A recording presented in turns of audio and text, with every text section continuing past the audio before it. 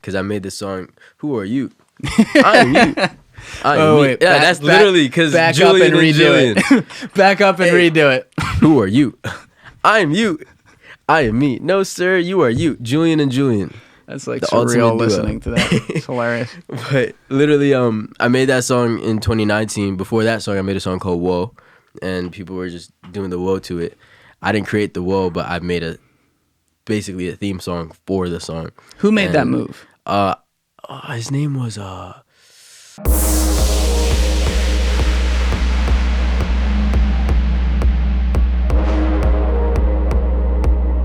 What's cooking, everybody?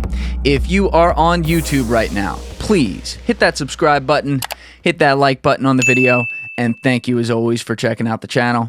To everyone who is listening on Apple or Spotify, thank you for checking out the show there. If you haven't already, hit that subscribe button on Apple, hit that follow button on Spotify, and I look forward to seeing you guys again for future episodes. Now, I am joined in the bunker today by my friend JUFU, aka in real life, Julian. So we had Julian squared in the studio today. Love that.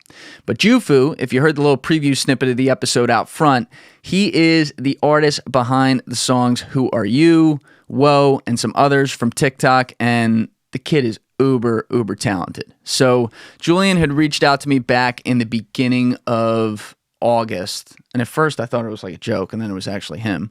So we started talking, and then a few weeks ago I was like, hey, you want to come down from Brooklyn and do an episode? He was like, absolutely.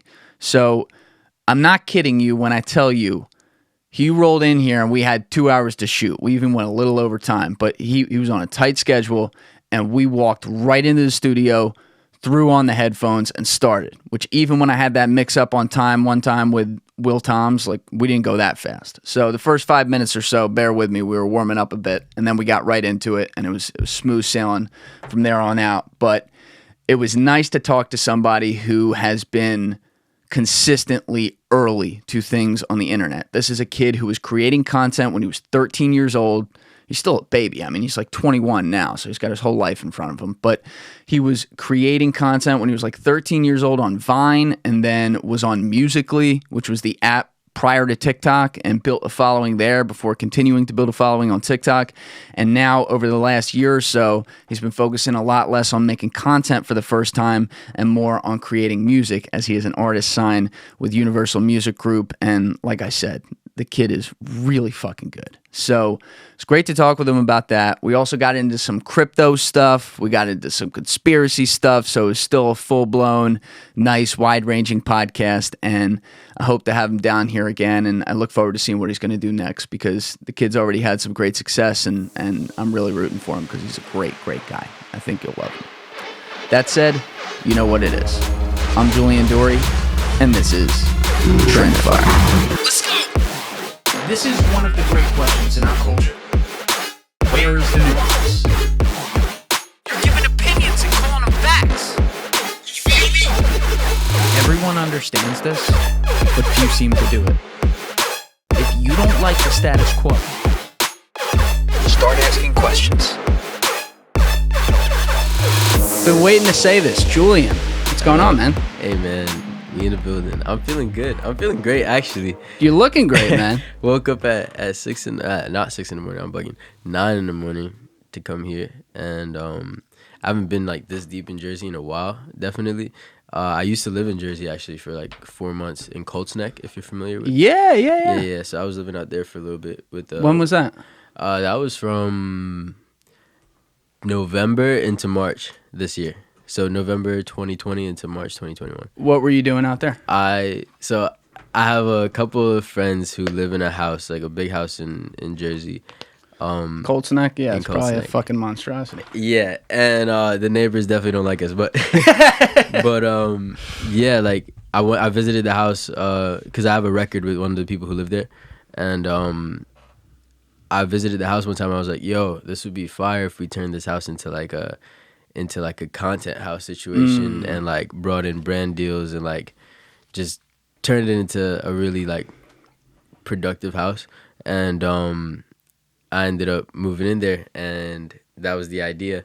So what'd you guys do? Just like creating content the whole time, or? Essentially that was the plan. it didn't necessarily go exactly as planned for me, at least. Yeah. Yeah, I just don't live there anymore. But it was definitely a good living and learning experience for sure. Just like having the experience, like living with a bunch of different people who come from different places, have different just mannerisms, like living with people versus like hanging out with people on a regular. Two different things. Like you get a whole different like understanding of like who somebody is when you live with them. Goddamn right, dude. It was an interesting experience. I always tell people, don't live with someone until you marry her. Yo. Or I'm sorry, excuse me, other way around. Live with someone before you marry her. It's like, smart. You know, she better be able to live with you too. It's like, it's a very hard thing. And then when you have roommates in college and stuff, obviously, like, that's not a relationship, but still, it's like you learn a lot. You're 100% right. You learn a lot about people. Everyone's got their own different tics, their own different ways that they need space and then not need space sometimes. It's a different vibe. I was in my room like most of the time. How many people were in there? It was a 5-bedroom house, but it was like 9 of us in there. And we made it work. Wow. That's a we lot had of the people. space to do it. It was just 5 bedrooms, but we turned non-bedrooms into bedrooms. Sure. Yeah. In Colts Neck, you could probably do that. Yeah. But who was, like, what kind of people were in there? Just like other creators or musicians specifically? So, me being one of the artists in the house, there was also a DJ. He still lives there. We have the same manager, so like everything's like good blood. It was me, a DJ, a pizzeria owner, security guard who also has music aspirations and he's dropping music, and like 2 girls. There you go. There's like basically, and those 2 girls, like, they were growing their TikTok simultaneously of living there. Photographer, videographer was living there. But like it was an interesting experience overall for sure. Yeah, and you're not like a newbie at all. And this is what has me really curious. And by the way, like, first person to roll up with a crew today. I was loving it. Mom and Dad downstairs. This is great. This is like important. We've made it now. I've learned that they are all I have. That's they are awesome, literally man. all I have. And in a way, I'm all they have. Because, like, I'm their only son. So it's like, sheesh, how do I put this? Like, I'm just the only son. Like, you might know what I mean by that. Like, it's a very, like, there's a different way that you're raised when you're the only one. And it could be there's great aspects to it and there's negative aspects to it depending on your perception of the situation. But I'm very thankful for them overall. I agree 1,000. We have 2 Julians in here who are both only children. Julian and Julian. I should have did a grand intro, like the Julian and Julian show. No, I would say you just described that pretty perfectly. It's like anything else. There's upsides, there's downsides, but like if you have a great relationship with your parents too, which you clearly do, the upsides are so much better. And I'll definitely say the same on my end. Even when I drive my mom nuts, which I definitely do. But it's got to be very different as a parent when you only have, it's like you have all your eggs in one basket in a way. Because you live through your kids. And I don't have kids. I know that. I can't understand it, but I can understand that aspect of it. And not to say that parents who have multiple kids don't live through all of them too. It's just it's a little different. It's like there's more. You probably put a little more pressure on yourself as a parent. Yeah, I could see that. I could see that. Man. Yeah, that makes me wanna bring my parents in here real quick. At the end, maybe we'll give them a cameo. That'd be great. But you were when I was saying about the creative part. Yeah. How old are you right now? Been a long time. 21. Okay. 21 And you've been creating old, since you were 13? Since I was 13. Where'd you start? It was late 13. In 2013. I aged with the years, thankfully. But yeah, basically went from I lied, not late 2013. I hadn't turned 14 yet. So so beginning of 14. Vine came out in January 2013. I mean January 2014. and I was 13 at the time. I got on the platform. I had some friends who were doing comedy skits on the platform, and their names were Comedy Kings. It was my friend Jack and Yuri, 2 Russian kids. Okay. Super funny, good friends of mine.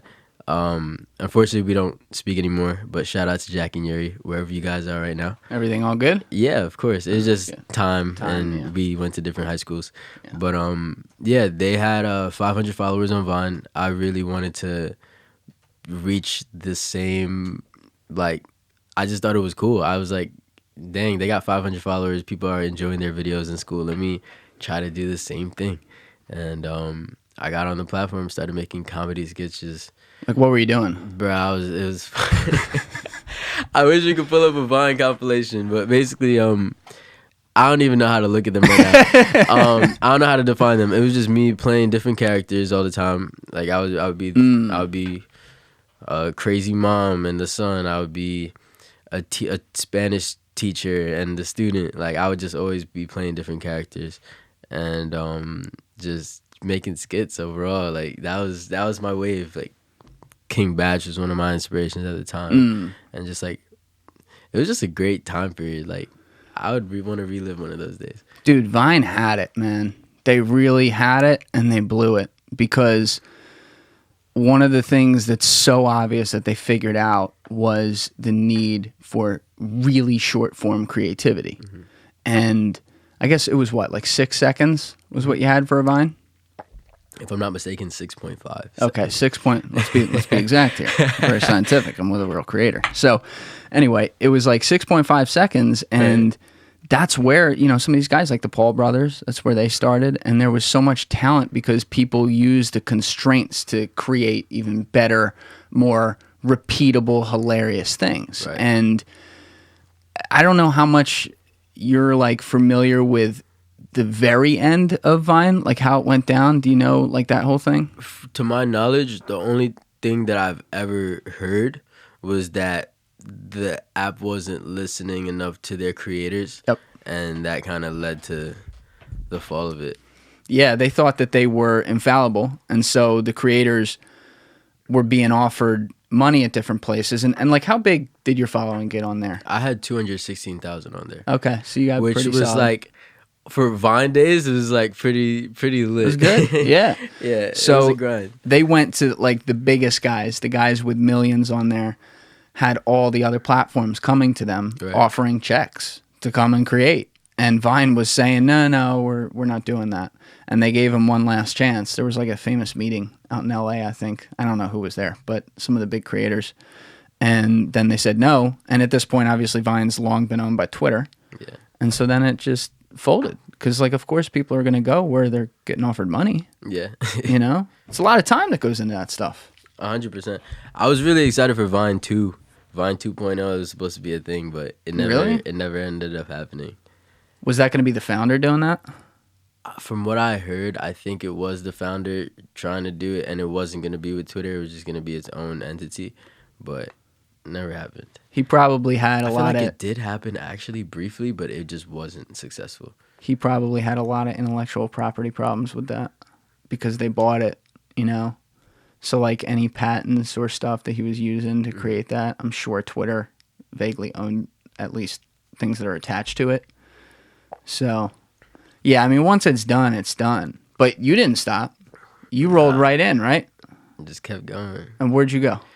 From Vine. Yeah. Into Musical.ly. So, I mean... Tell people what that is. They were taking... Musical.ly is what TikTok is now. So, basically, my comedy skits were doing some damage, I guess, and on Vine. And Vine was still around when Musical.ly came around. It was just kind of... It was reaching its, like, final months. But Musical.ly started taking my sounds from Vine, which they were doing for a lot of Viners, and putting it under the comedy section on Musical.ly for people to lip sync to. So people were basically lip syncing whatever comedy skits were on the Musical.ly list, like the top sounds and stuff like that.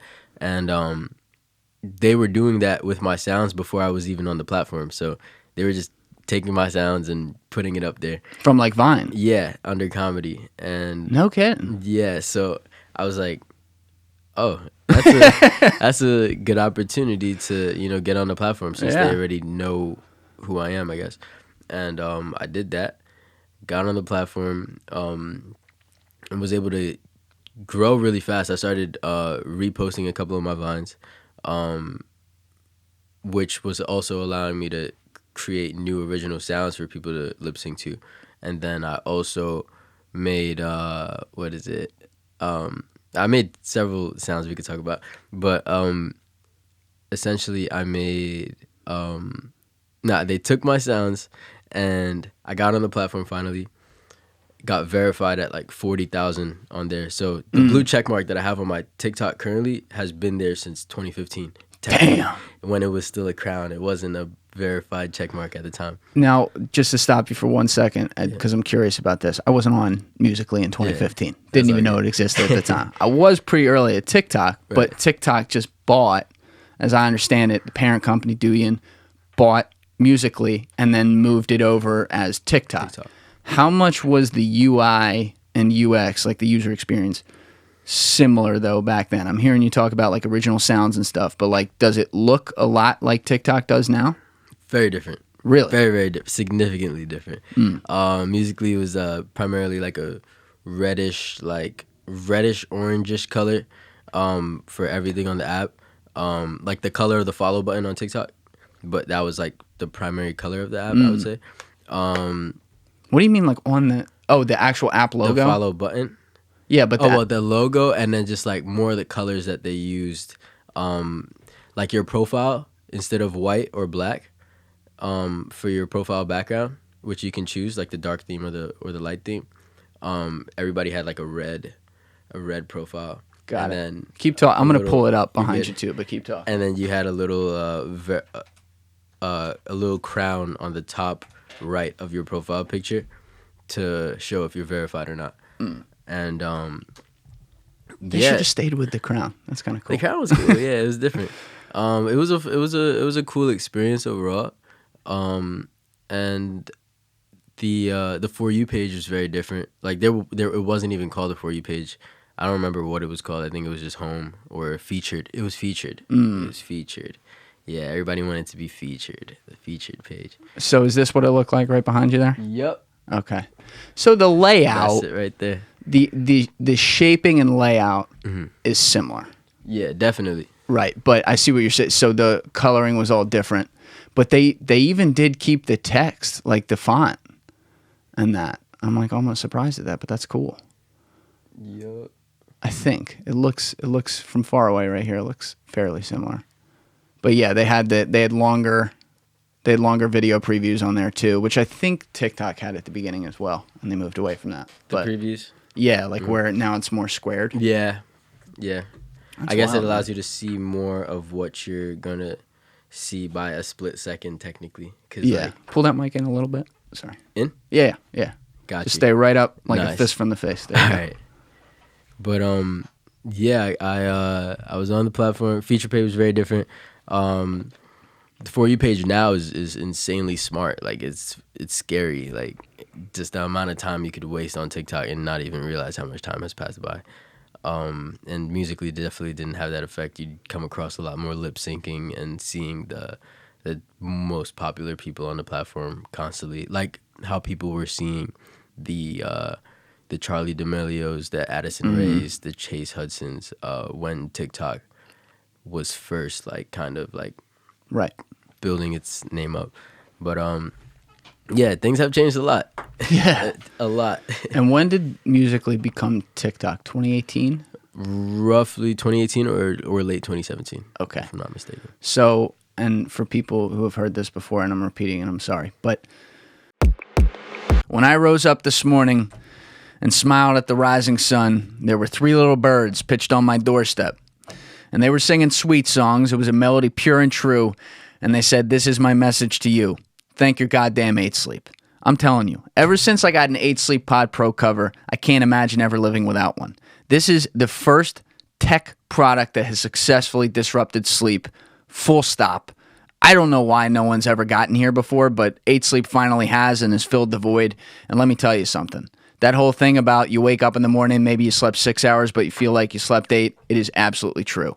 These days, I don't really sleep a minute past 6 hours, and I am feeling more refreshed when I wake up in the morning than ever before. That is because 8 Sleep's Pod Pro cover is working around the clock throughout the night without me knowing, because it's tied into 8 Sleep's proprietary app to optimize my sleep around me. So personally, as someone who likes to sleep cool rather than warm, I always wake up on a nice, cool mattress that has kept me in a deep sleep throughout the night, and I don't even remember when I fell asleep. That has never happened to me before in my life. I've always been a violent sleeper. I'm up several times throughout the night. I'm up the least amount I ever have been before, and that is all thanks to 8 Sleep. So use the link in my description along with the code TRENDIFIER at checkout. That's TRENDIFIER, and you will get $100 off your own 8 Sleep Pod Pro cover, which comes in queen or king sizes and goes right on top of your current mattress. Or you can also get $100 off the full-blown 8 Sleep Pod Pro mattress, which is the same thing. It just is an actual mattress as well. So check it out. You won't regret it. Total game changer. Trendifier at checkout. $100 off. Love you guys. I was on TikTok, like had the app downloaded while I was working in corporate America. So I wasn't creating or anything. But What were you doing before, if you don't mind? I was a banker. So I worked with ultra high net worth individuals and some companies, and I worked with a team who handled all that. And it was high octane stuff. I just wasn't my vibe. It wasn't what I wanted to do. But I worked with a lot of. Did you have to like go to school for it and everything?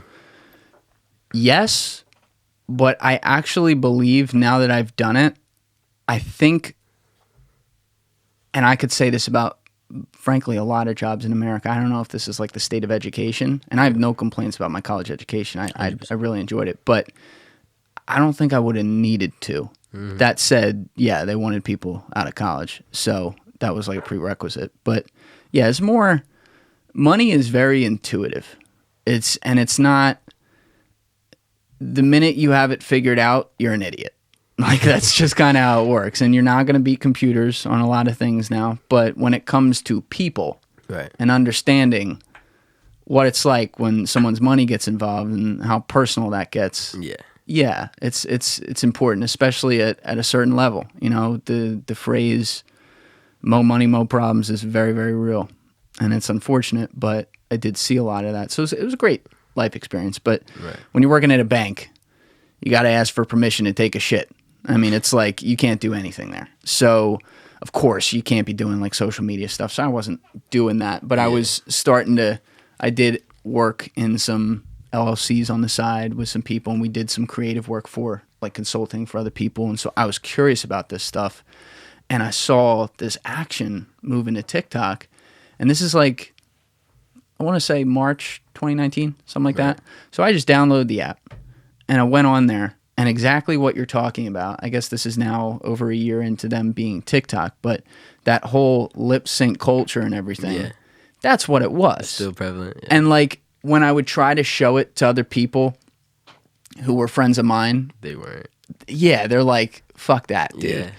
But the thing that I saw was that that addictiveness was so real. Like I couldn't figure out, like I'd go in to study it, right? For my first time doing it, I went in for, I'm like, I'm going to go in for 20 minutes. I look up, it's 4 hours later.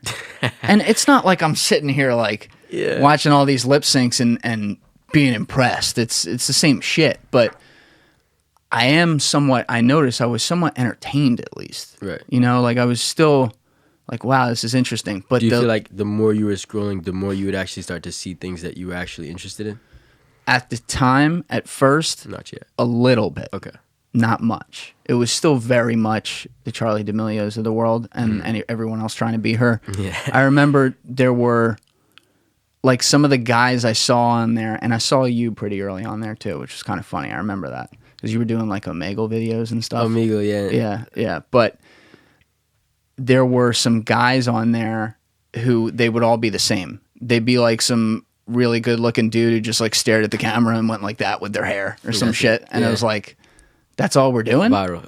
But then I'm looking at it and I'm like, okay, it's got all the 12 to 16 year olds now and the people who can appeal to them. When this moves to like 17 to 21, those people are look the getting fuck older out. as well. Yeah, exactly. exactly. And when you bring in like the same year, I'm like, when you start to bring in that 17 to 21, 21 to 25 is going to be right behind it.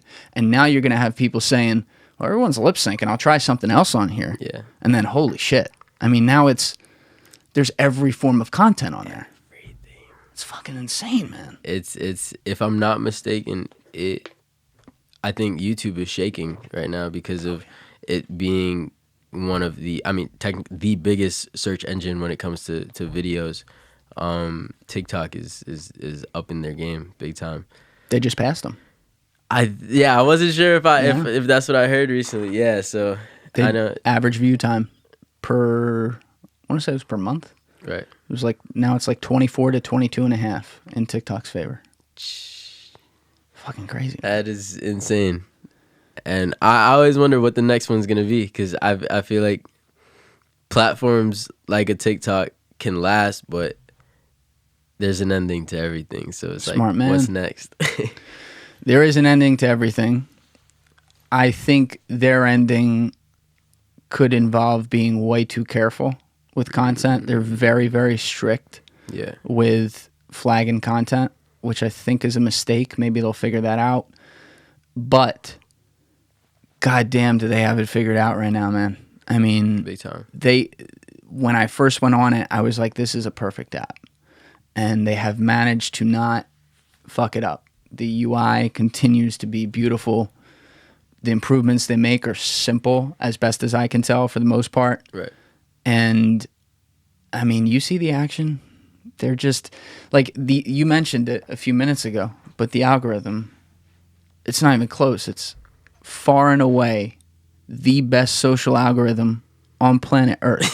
It's like their first, second, third, and 50th. Yep. There's no one else. Yep. The only way, you know what, now that you say that, whoever developed the algorithm for TikTok, or like whoever was like the spearhead of developing the algorithm, that person needs to leave TikTok and create something else to essentially make something better. That person's not in this country. They're in China. So it's partially owned by the Chinese government in that way. So I don't know that that's going to happen. But yeah, there's a book. This guy, I want to say his name is Brennan. I actually never finished the last quarter. I feel like I've heard that name before. Yeah, I think he's somewhat known as like a VC or something like that. But I haven't read the last quarter of it now that I think about it. But I read most of it back in January. And he's like in mainland China. And he's been inside TikTok and Douyin, the company, like since the beginning. And their foresight's insane, how they viewed this thing going. But their strategy was to constantly use the tech to learn. Not that these other companies don't do that, but other companies, it seems to me, based on my user experience, they'll kind of find a lane that you like, and then they'll just hit you with it over and over, and it takes them a long time to adjust. Yeah. Right? So you keep skipping that content. I don't want it. On TikTok, during one scroll feed usage of the For You page, if you're starting to not like a certain type of content that they were putting to you, god damn, do they change it around to what you want. It is crazy. It is, yeah. I don't have words for it. It's insane. It's big time insane for sure. Have you tried YouTube Shorts at all? I put a couple of videos out on there. Not as much as I should, because there's a lot of people who've been having insane success through shorts, like literally growing a YouTube account to 2 million straight off of a short success. And YouTube is a great opportunity to get into shorts because like they're still trying to push it. Similar to just any platform that's trying to get people onto it, like by paying them, they're giving people a lot of exposure right now. So trying to post more on shorts, definitely. I don't know why I haven't, to be so honest with you. Like, I have 140 episodes of Omegle on TikTok that can easily be on. You have 140? Yeah, I should have 200 by now, but I burned myself out with that. Like, how did that shit work? Burnout is real. there was something else called, maybe it was Chat Roulette? Yeah, Chat Roulette, I think. Like back in the day, like when I was in high school. But Dang Matt Smith, I don't know if you know him. He's a YouTuber. He was like the king of Chat Roulette. Yeah, so that was like, I think it's the same setup. You hit a button and you're in a room Stranger. staring at someone who's a stranger. Yep. And so you were making content, like your early funny content, especially on TikTok. I think So you weren't on Musically with that. Were Nah, you? so You I was on started. TikTok I with actually that. started that last year, and I made that after making a viral song on TikTok. So that was kind of one of the catch points on my Amigo series, because I made this song. Who are you? I am you. I am Oh, me. wait, Yeah, back- that's back- literally because Back Julian up and and redo Julian. it. Back up and redo it. Who are you? I am you.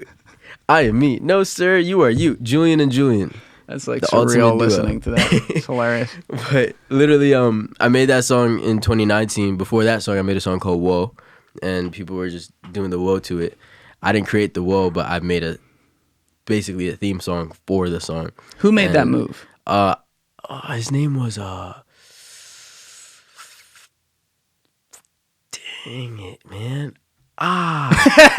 Yo. I'm putting you on the spot. I'm sorry. Yo, I feel so bad because like I know exactly who it was too, because I wanted him to like feature on the song. We'll try to find it. I don't know if I'll Damn, be able to. who created the Woah? Houston rapper Sauce Walker. There was somebody else. Oh wait, no, Scott. Something Scott. I don't know if it was Scott. No, like his last name's Scott. Hold on, I'm just looking on the. It was dang it, bro. This dude's name is like, it's different too. It's like a nickname almost. It's like it wasn't Chunky. Chunky's my friend, but there's somebody else. I feel like his name started with a C. 10K Cash. 10K Cash. 10K Okay, there Cash. we go. Yes. I knew there was a C in it. 10K Cash. So yeah, he made the Woah, like the dance move. I made a Woah song because the Woah was kind of popular on TikTok. So I was like, let me make a little song for it. Made a 15-second song. 15 Oh, seconds. you made the song after.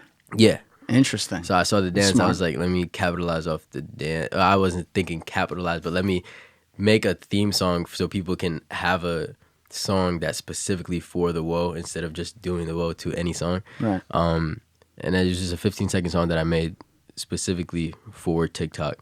And then when I saw the demand and the song starting to go viral, then I was like, let me make a full song and put it out. I was a little late to like putting it out, but everything that I did not do for the release of Woah, I made sure that I did successfully for Who Are You? Right. Such as having the entire song already ready before actually putting it out, having the legal stuff done properly before putting it out, because How does that work? legal stuff as in the beat, like the beat for Woah, it was just a YouTube beat that I found. I never contacted the producer. I just put it out and it started going viral, and he was like yeah. So I had to definitely figure that out, because I definitely could have gotten sued horribly if I didn't take care of that the right way. That's what Fetty Wap did with Trap Queen. Really? Yeah. And just had to deal with it after. No, they made a deal. Like you reached out to him after. But a lot of people do that. But you're right. You want to set it up ahead. I got Right. you. So with Who Are You, I found this beat on YouTube and I was like, this is fire. Let me record to it. So I didn't reach out to the producer yet. So I recorded the song first. I didn't put it out yet, but I recorded it. Then I reached out to the producer. Turned out to be a 13-year-old kid from South Carolina. And yeah, I was like, yo, bro, I like this song. I made this song to your beat, and this is my TikTok. I'm going to blow it up on TikTok for you. I made this Woah song before. And he was like super excited for it. Yeah, And I didn't pay him up front. I just offered him 50% of the entire record, which is not heard of. Like that's bad business on my part, technically. You don't normally do that much percentage towards the producer. But I was just seeing it as like, okay, since I didn't pay him up front, let me just give him 50% of it. And he's a 13-year-old kid, so I'm going to create a good opportunity for him. That's great, man. And That's really cool. I did that, and the song started to take off. And from that song's release, I put the sound out first on TikTok. 15-second sound. Who are you? I am you. I am me. No, sir, you are you. Everybody started doing it, especially twins or just people who look alike. And started to get reached out to by like 15 different record labels between like after like I would say 3-4 weeks of the song being out. Sure, yeah. I had gone to LA at the time of the release. I was at VidCon for a little bit. What's VidCon? VidCon's a social media convention for like YouTubers, people on Instagram, Vine, like everybody. Similar to another convention called Playlist Live. But both of those have been conventions for the last like almost 10 years, if not 10 years, VidCon. Right. But I was doing the I started entertaining these labels. I didn't really know anything about music like that, so I got some people that I knew who were in the music industry and formerly managed an artist. Well, actually, formerly managing a female artist that I used to have some sort of relations with. Some sort of relations. Yeah. So we knew her team since 2016, but they weren't working with her anymore. So what we wanted to do was, we needed help. Like we didn't know where to go with music. It was just me and my folks. And you were sticking it on Spotify and everything, obviously, like the full song. Yeah, using DistroKid. So yeah, how did your streams end up doing with that? The song total, Spotify alone is like 16 million streams. Nice. And all platforms combined is like 25 million something. But pretty good. Yeah, it was awesome, definitely. Today's TikTok will take a song to like 30 million plus off of like one platform, which is insane. But definitely I was on the forefront of that that transition from artists making a song break on TikTok and then signing to a label.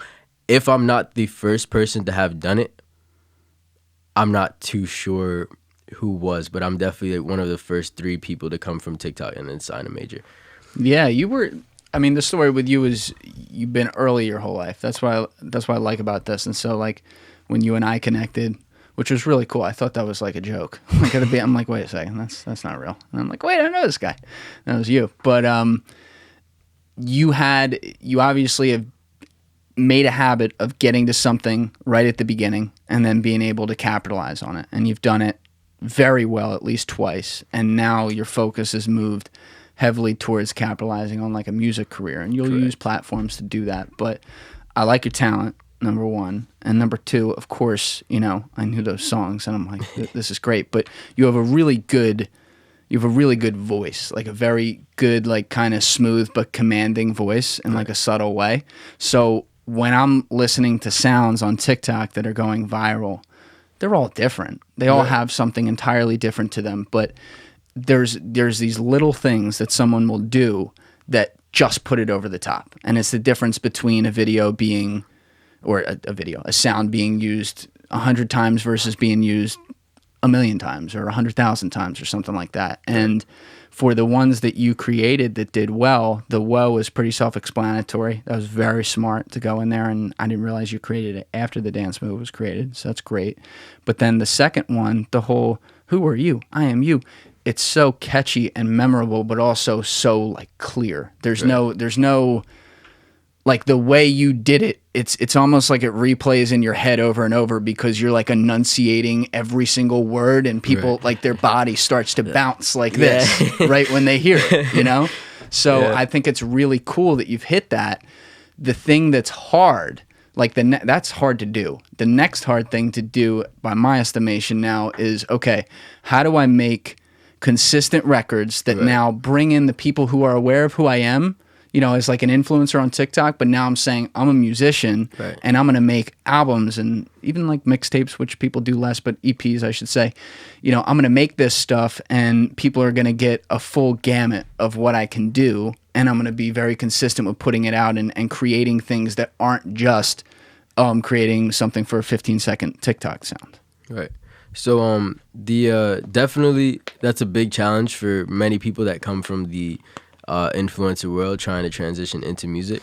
And I feel like the only thing that really makes it stick for the audience is the the one consistency, but two, the talent has to speak for itself. I feel like there's a lot of influencers that transitioned from a social media standpoint who had a big following into music, and there's a lot of situations where some of those people who had a very big following started making music didn't necessarily have the desire to make music, but it's just the business play led them into that direction.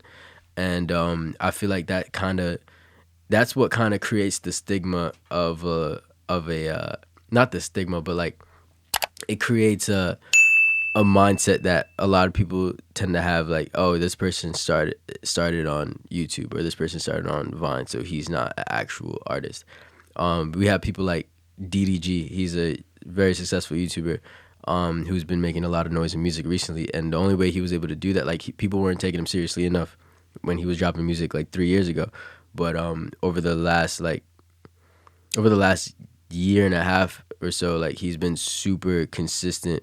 Videos starting to get bigger features. Is it good? Yeah, and exactly. Like, his music is just evolving. Yeah.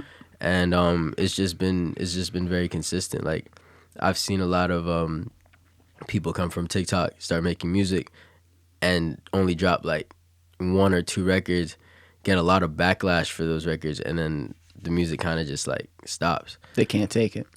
I guess that's literally what it is. But I mean, they do make a good quick bag off of the people who were curious enough to listen to it for the first time.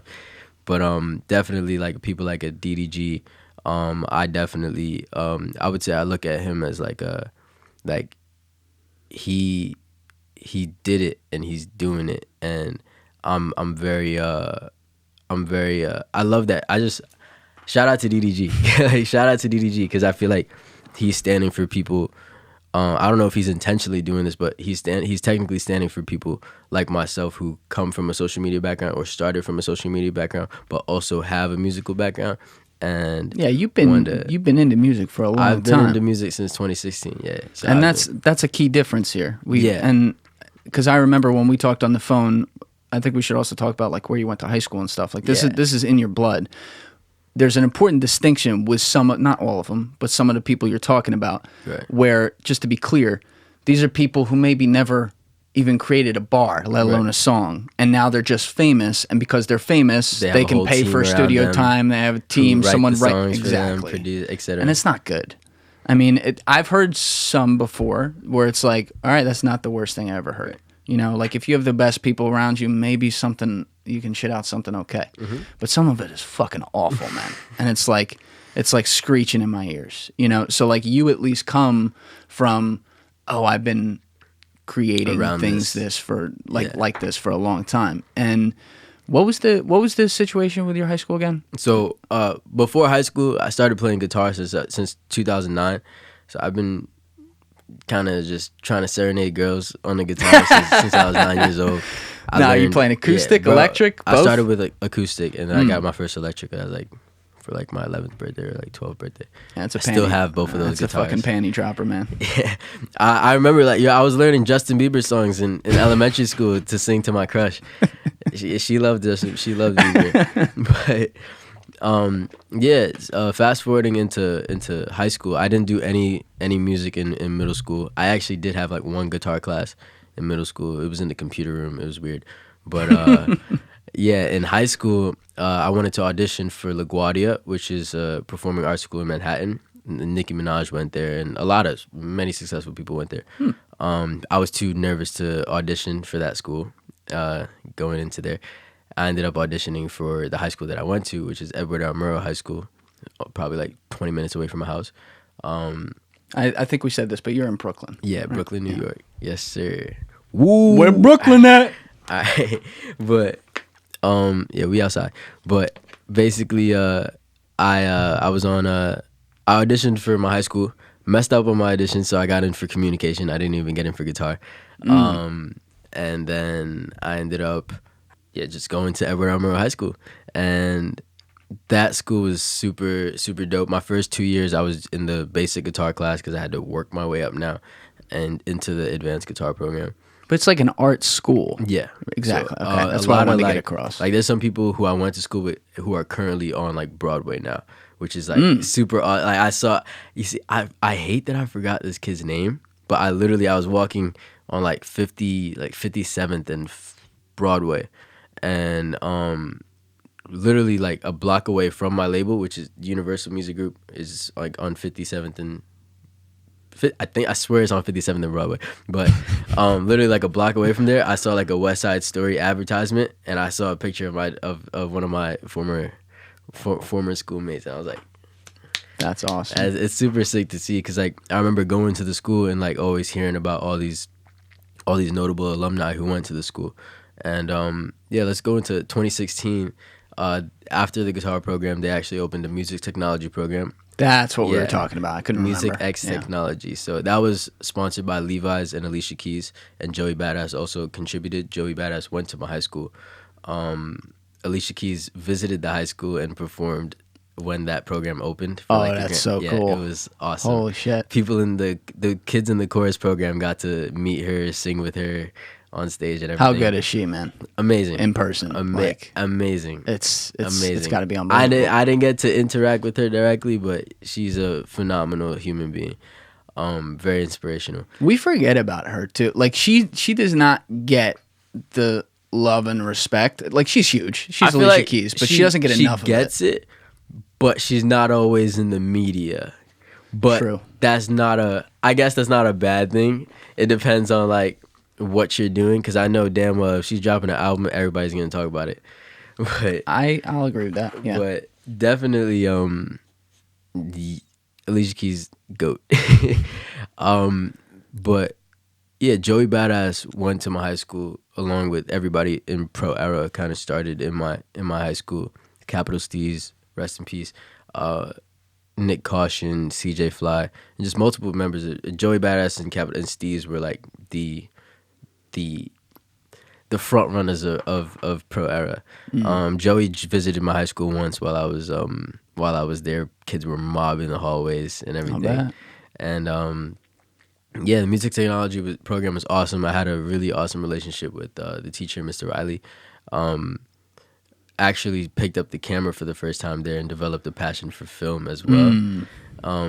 But yeah, I learned how to produce. I learned how to record myself. And over the course of 2016 into 2017, I was taking my skills from that class and bringing it home and starting to record parodies for Musical.ly content. What do you mean parodies? Parodies. So I was taking popular songs and switching the lyrics and just recording. So like the Broccoli song, for example, by Lil Yachty and Dram, if I'm not mistaken. I know that song. Yeah.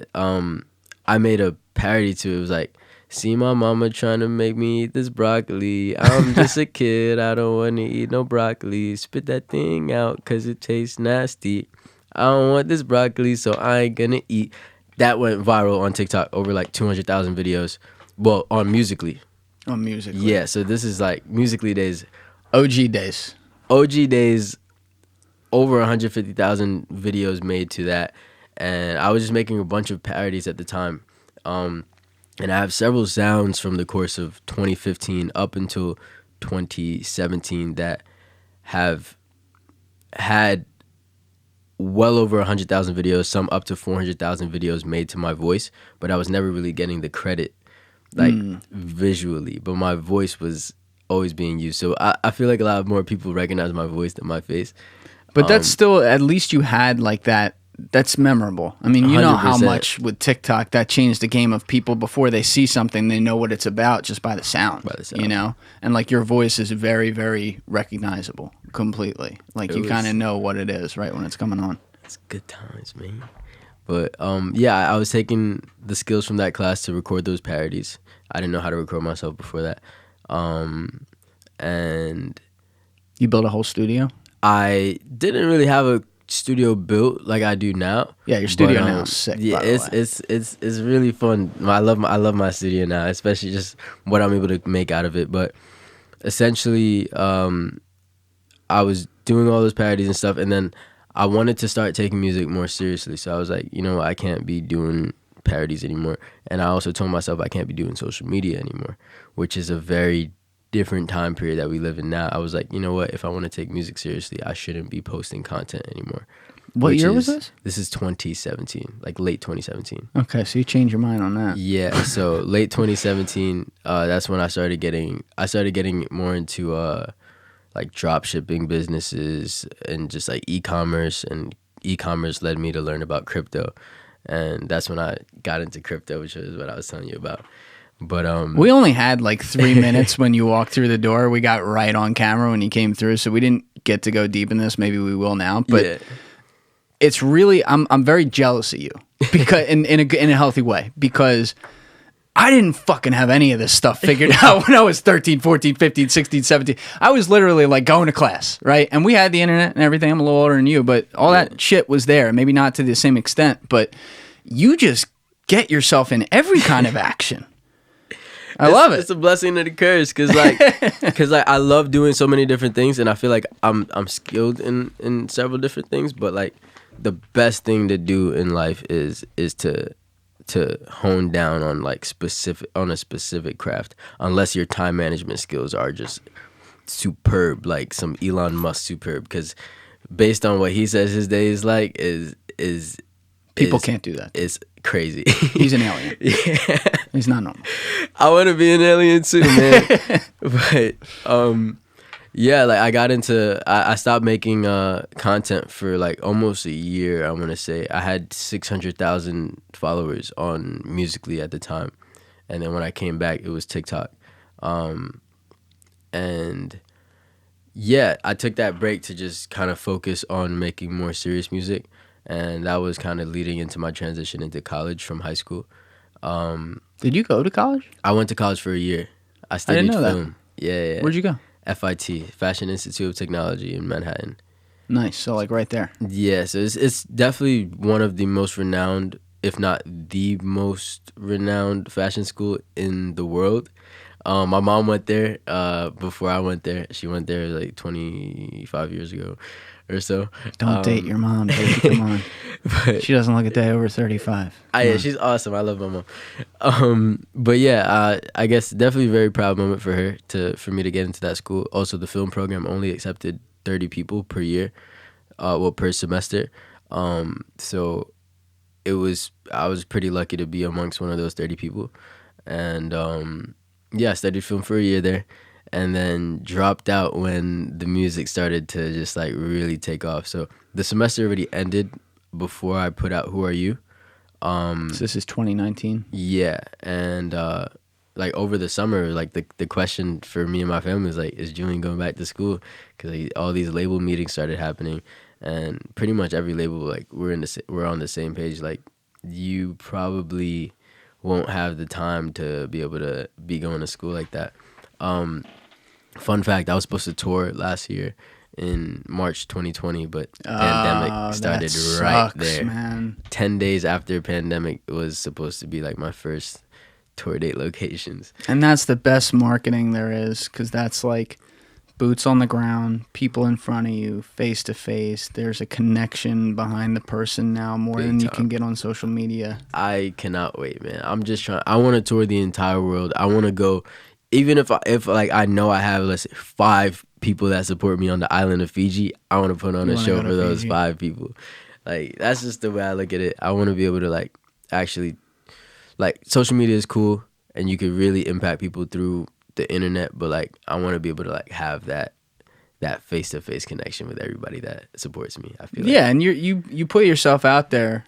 Well, I mean, it's pretty clear. Like right away, you were talking with me, like some rando on the internet, just like trying to figure out how podcasts work and things like that. Like, you're curious, and I think people, when you're building a relationship with like a fan base for whatever it is, when you have that gene, you know, that laid back extroverted gene like you have, that's a big help, because then you're very approachable, right. And then people get more curious about what you do, like beyond maybe even just music, and you have so many other things there. So it's like you have a lot of really good tools that make you older than you are in a lot of ways. You know, a lot of people don't figure it out like you have, and I think what I'll add to that, and this is like a weird like gray area, but you got big on social media very young, but you didn't get like Bieber You know what I Yeah. mean? Like you didn't go to like mainstream every I single. watched Shawn Mendes do what he did from inception, and now Shawn Mendes is one of the biggest people on the planet when it comes to music. Wait, where did he? Because Shawn He Mendes started blew on up with Vine, Stitches. bro. He started on Vine. He's making covers on Vine. That must have been right because I remember Stitches came out Stitches like came end of out, 2014, so he must have been roughly. right away. Yeah, like after touring due to like through Vine, he was able to tour. I didn't know like, that. Yeah, he was on tours like conventions called MagCon, Digi Fest, and stuff like that. There was like the same way there's a Charli D'Amelio for TikTok. Nash Greer was the face of Vine in a way. Nash Greer. Yeah, Nash Greer. Cameron Dallas has like 20-something million on Instagram now. I know that modeling. name. Nash, he has a family now. Like he's just chilling, laid back. Still has his core supporters that really grew with him on Vine. Who was? I don't remember him. I don't think I do. Him and his brother. They just had silly vines, and yeah, they were really popping.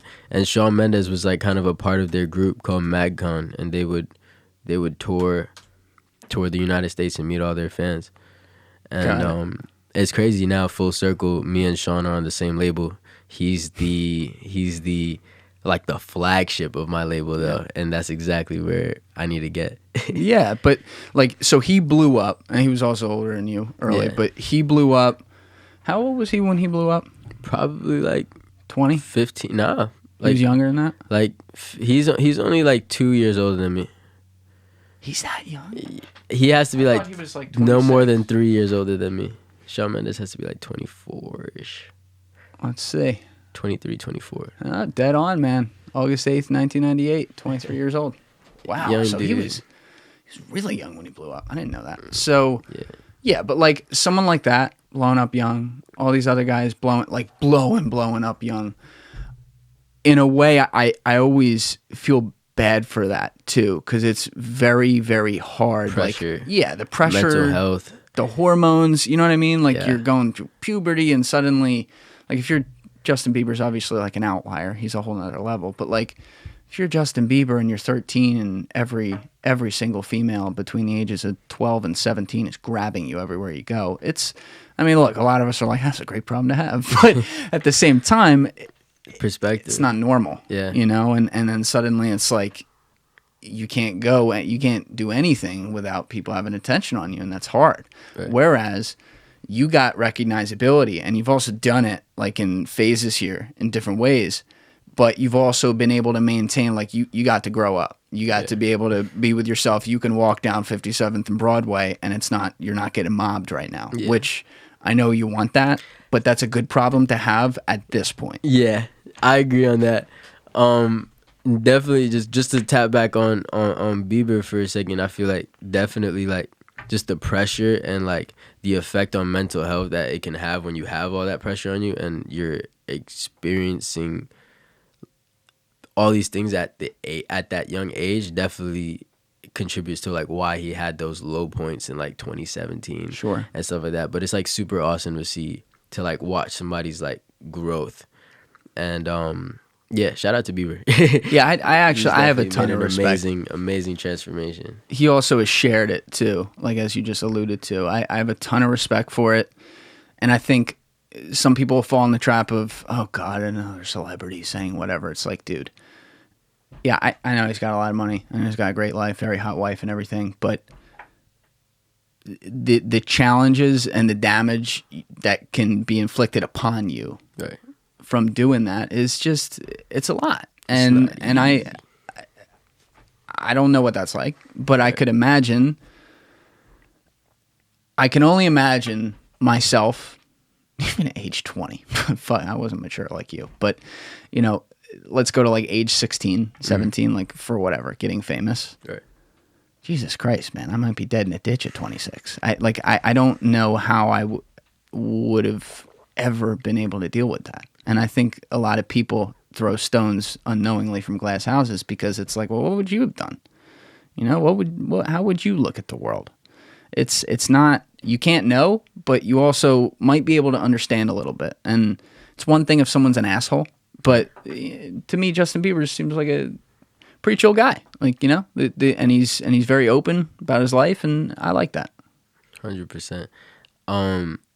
Due to social media and the way that it is, it's like everyone posting the highs of things. A lot of people don't really get to see what all the work somebody is really doing, like behind the scenes, and all the pressure that they face, and all the just everything that they really have to go through to be able to even show those highlights on the social media in general. I think it definitely gives people the wrong perception when it comes to some people of a certain stature. Like, people don't really acknowledge like all the hard work behind all the money or behind all the success. What's the quote? I have said this on a podcast before, and I didn't remember the quote exactly then, but you're going to know what I'm talking about. It's like, every overnight success, no one saw the 10 years that led up to it, or something like that. Yep.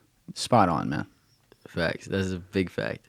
It's like Beyonce right there. She's one of the hardest working artists like in the world, and hence why she's Beyonce. Yeah. And all the people on this wall, literally, in a way. Literally. And some people give me shit for like Kylie Jenner with that argument. In peace, Kurt Cobain. Yeah. Major. You know who that is? Is that left is Kurt that Cobain? Whitney? That's Whitney. Yeah, I kind of just young said. Whitney. It's young Whitney. But yeah, R.I.P. some people even say it about Kylie though, and it's like, yeah, she is a Kardashian. She was the younger one. Like, she definitely had every advantage in the world. But like, you know, she is a billionaire. She created a whole beauty line. I mean, there's something there. So yeah, but like, overall, looking at a wall like this, it's part of the inspiration. All these other people, they made what they are. You know what I mean? Like, it was them. They did this shit. So, you know what's funny? That's Ali right there, right? Yeah. Yeah. So I never acknowledged how much I feel like Tyson and Ali resemble each other. At least that picture of, I mean, even though Tyson is bald now and he has that tattoo right there, I feel like they low key resemble each other. I never thought that. So I just recorded a podcast yesterday. Right. That's going to be coming out in a couple days here, that you should listen to. Bet. I definitely will. If you're into that. I just had in a guy, Luisa, who was a heavyweight contender, trained by Angelo Dundee, who's Ali's trainer, and trained with Ali, sparred with him all the time. And he was 10th ranked in the world at his height. Like, when he was at his best, he was 19-1 at the time with like 17 knockouts or something. Like, he was a savage. To this day, he's 6'5.5", like 297, like a fucking mammoth of a human. But listening to him talk about Ali and all boxing, but, you know, especially like the guy who was like his hotel mate at fights and shit, and it's just, the guy was just special. He was different, and it's almost like now we look at guys like that because now he's gone, and it's like a ghost. And so, yeah, like, you think of Ali as like a boxer, but there was so much more to it. So much more to him. So much more to him. Makes me think about why did I know his name was literally just on my tongue. He's below him? Yes. McGregor? Conor McGregor. Yes. Yeah, like, I mean, he's been having a little bit of lows lately, but I mean, I can't blame him. Like, like, it's just, you know, being at that level, it's like, there's a lot of things you got to deal with when it comes to mental health and dealing with yourself. And I definitely have been facing that over like the last year, just like dealing with real life, but also dealing with like, how so? Social media, like just real life hitting me, like losing people, and then also having to continuously losing people as in like death, and then still having to be able to feed social media at the same time. And like, I feel like a lot of people don't really see the lows. Thankfully, I was able to put a lot of those lows into my music over the last year, which there's just a lot of unreleased still. But definitely, like, I definitely am a big advocate for just spreading awareness when it comes to mental health. It actually is Mental Health Awareness Month, and just spreading positivity, but also I want to just be as transparent as possible when it comes to speaking to my audience, because I feel like at the end of the day, we're all human and we all have some sort of adversity. And a lot of the times you look at the most successful people, and you don't see the adversity all the time because you're once again seeing the highlights. And I want people to know that like those same people that you're looking up to can be experiencing some of those same exact things that you experience. And yeah, life has good been, way to put it, man. Has been interesting over the last year, man. Definitely. I mean, if you don't want to say anything, don't. But you know, what's been going on? You losing family members and stuff. So I was talking to this girl for some time, probably like a little over a year. Me and her were romantically involved with each other, and she actually overdosed last year during the pandemic. Very hard for me to have to deal with, because it was something that I've never had to deal with before, especially like, I don't know, it's just it's a different type of hurt. It's like, feels like something like changes with your soul. But I mean, essentially kind of like went through a form of depression that was like, also I didn't even acknowledge it was depression last year. It was just like the way that I was operating changes. I mean, you can take a step back from yourself real quick. One of the best ways to know, I mean, it depends on the type of person you are, but normally one way to tell if you are going through some sort of poor mental health is based on your room. Based on your what? Your room. Like your room. Uh-oh. So like some people. Don't some look at my room. Nah, like it can also be, some people are like just like creative or just don't feel like cleaning their room. But for me specifically, that was one way to really tell. And then also just getting out of bed like super late and not really having the motivation to get out of bed. Yeah, that like all of the things that started happening last year, like around the time that you saw my Omegle series, is a month. Well, I mean, I don't know what month you saw my Omegle series. I started my first Omegle video. I thought I saw it earlier than you're saying. I didn't. My first video was March 21st, 2020. And then after that, I will say this. I remember you on the app in 2019 when I was looking, because they're also like, I mean, maybe this was the algorithm, but there weren't a lot of dudes on there. There was like, you know, it was mostly like women on there doing lip syncs. But I remember you on there. I thought it was the Omegle video. Obviously, I'm wrong about that. Could have been something else. It must have been something else. But I remember those, because there was always like, oh my God, it's JUFU. It's you. Yeah, it's you. Those were lit, man. But literally like the same time that I was doing those videos, the passing of my friend happened a little bit, like a month after I started making those videos, but I was still pumping those videos out, and a lot of people didn't really understand like or see what I was dealing with outside of those videos, because I'm on those videos, I'm smiling, I'm like enjoying my time speaking to strangers in the moment. Like I kind of like, in a way it was a very helpful thing for me as well, because like I feel like speaking to people constantly on Omegle, and then also just like having the support from my audience was also like very healing for me. So I definitely owe my audience, and that's kind of like why I take the approach, and I have the love for the people that support me the way that I do. Definitely. Yeah, you were finding like an outlet in that little 100%. bit of connection. And this is like after the pandemic started then? Yes, so when you started that actual series and everything. But eventually, like I said, that led into like a burnout. Like I was just like, I was doing 2 of those videos a day. That's sitting on Omegle for like 6 hours at a time, and then takes me like an hour to edit each video. Sure. And then I'll put out 2 of those videos, one in like the early afternoon, one in the evening, and then I'll go live for several hours on Omegle recording. And yeah, that was eventually I kind of burned out. I was like, I can't do this anymore. And then also it's like, because I had music, I was like, I don't want to be the Omegle guy. I want to make sure that people know that I am, and I don't want to be the Omegle guy, and I don't want to be the who are you guy. I want to be the musician that you enjoy different types of songs from him. But yeah, I stopped doing that Omegle series due to the burnout and just poor mental health, and just trying to find refine myself, because I definitely started to lose myself. And I only started to understand self a little bit more starting the end of 2018. Like I started reading a lot more, started enjoying reading a lot more. First time I really enjoyed reading, 2016, Rich Dad Poor Dad by Robert Kiyosaki. Yeah. And then picked up books again in 2018. I was going to ask you if you're a big reader. I already knew the answer. You're such an intellectual guy. I love audiobooks. But The Power of the Subconscious Mind, The Power of Now. That's on my... I have that bought. I have to read that. That's a really good book. What else? There's a Think and Grow Rich.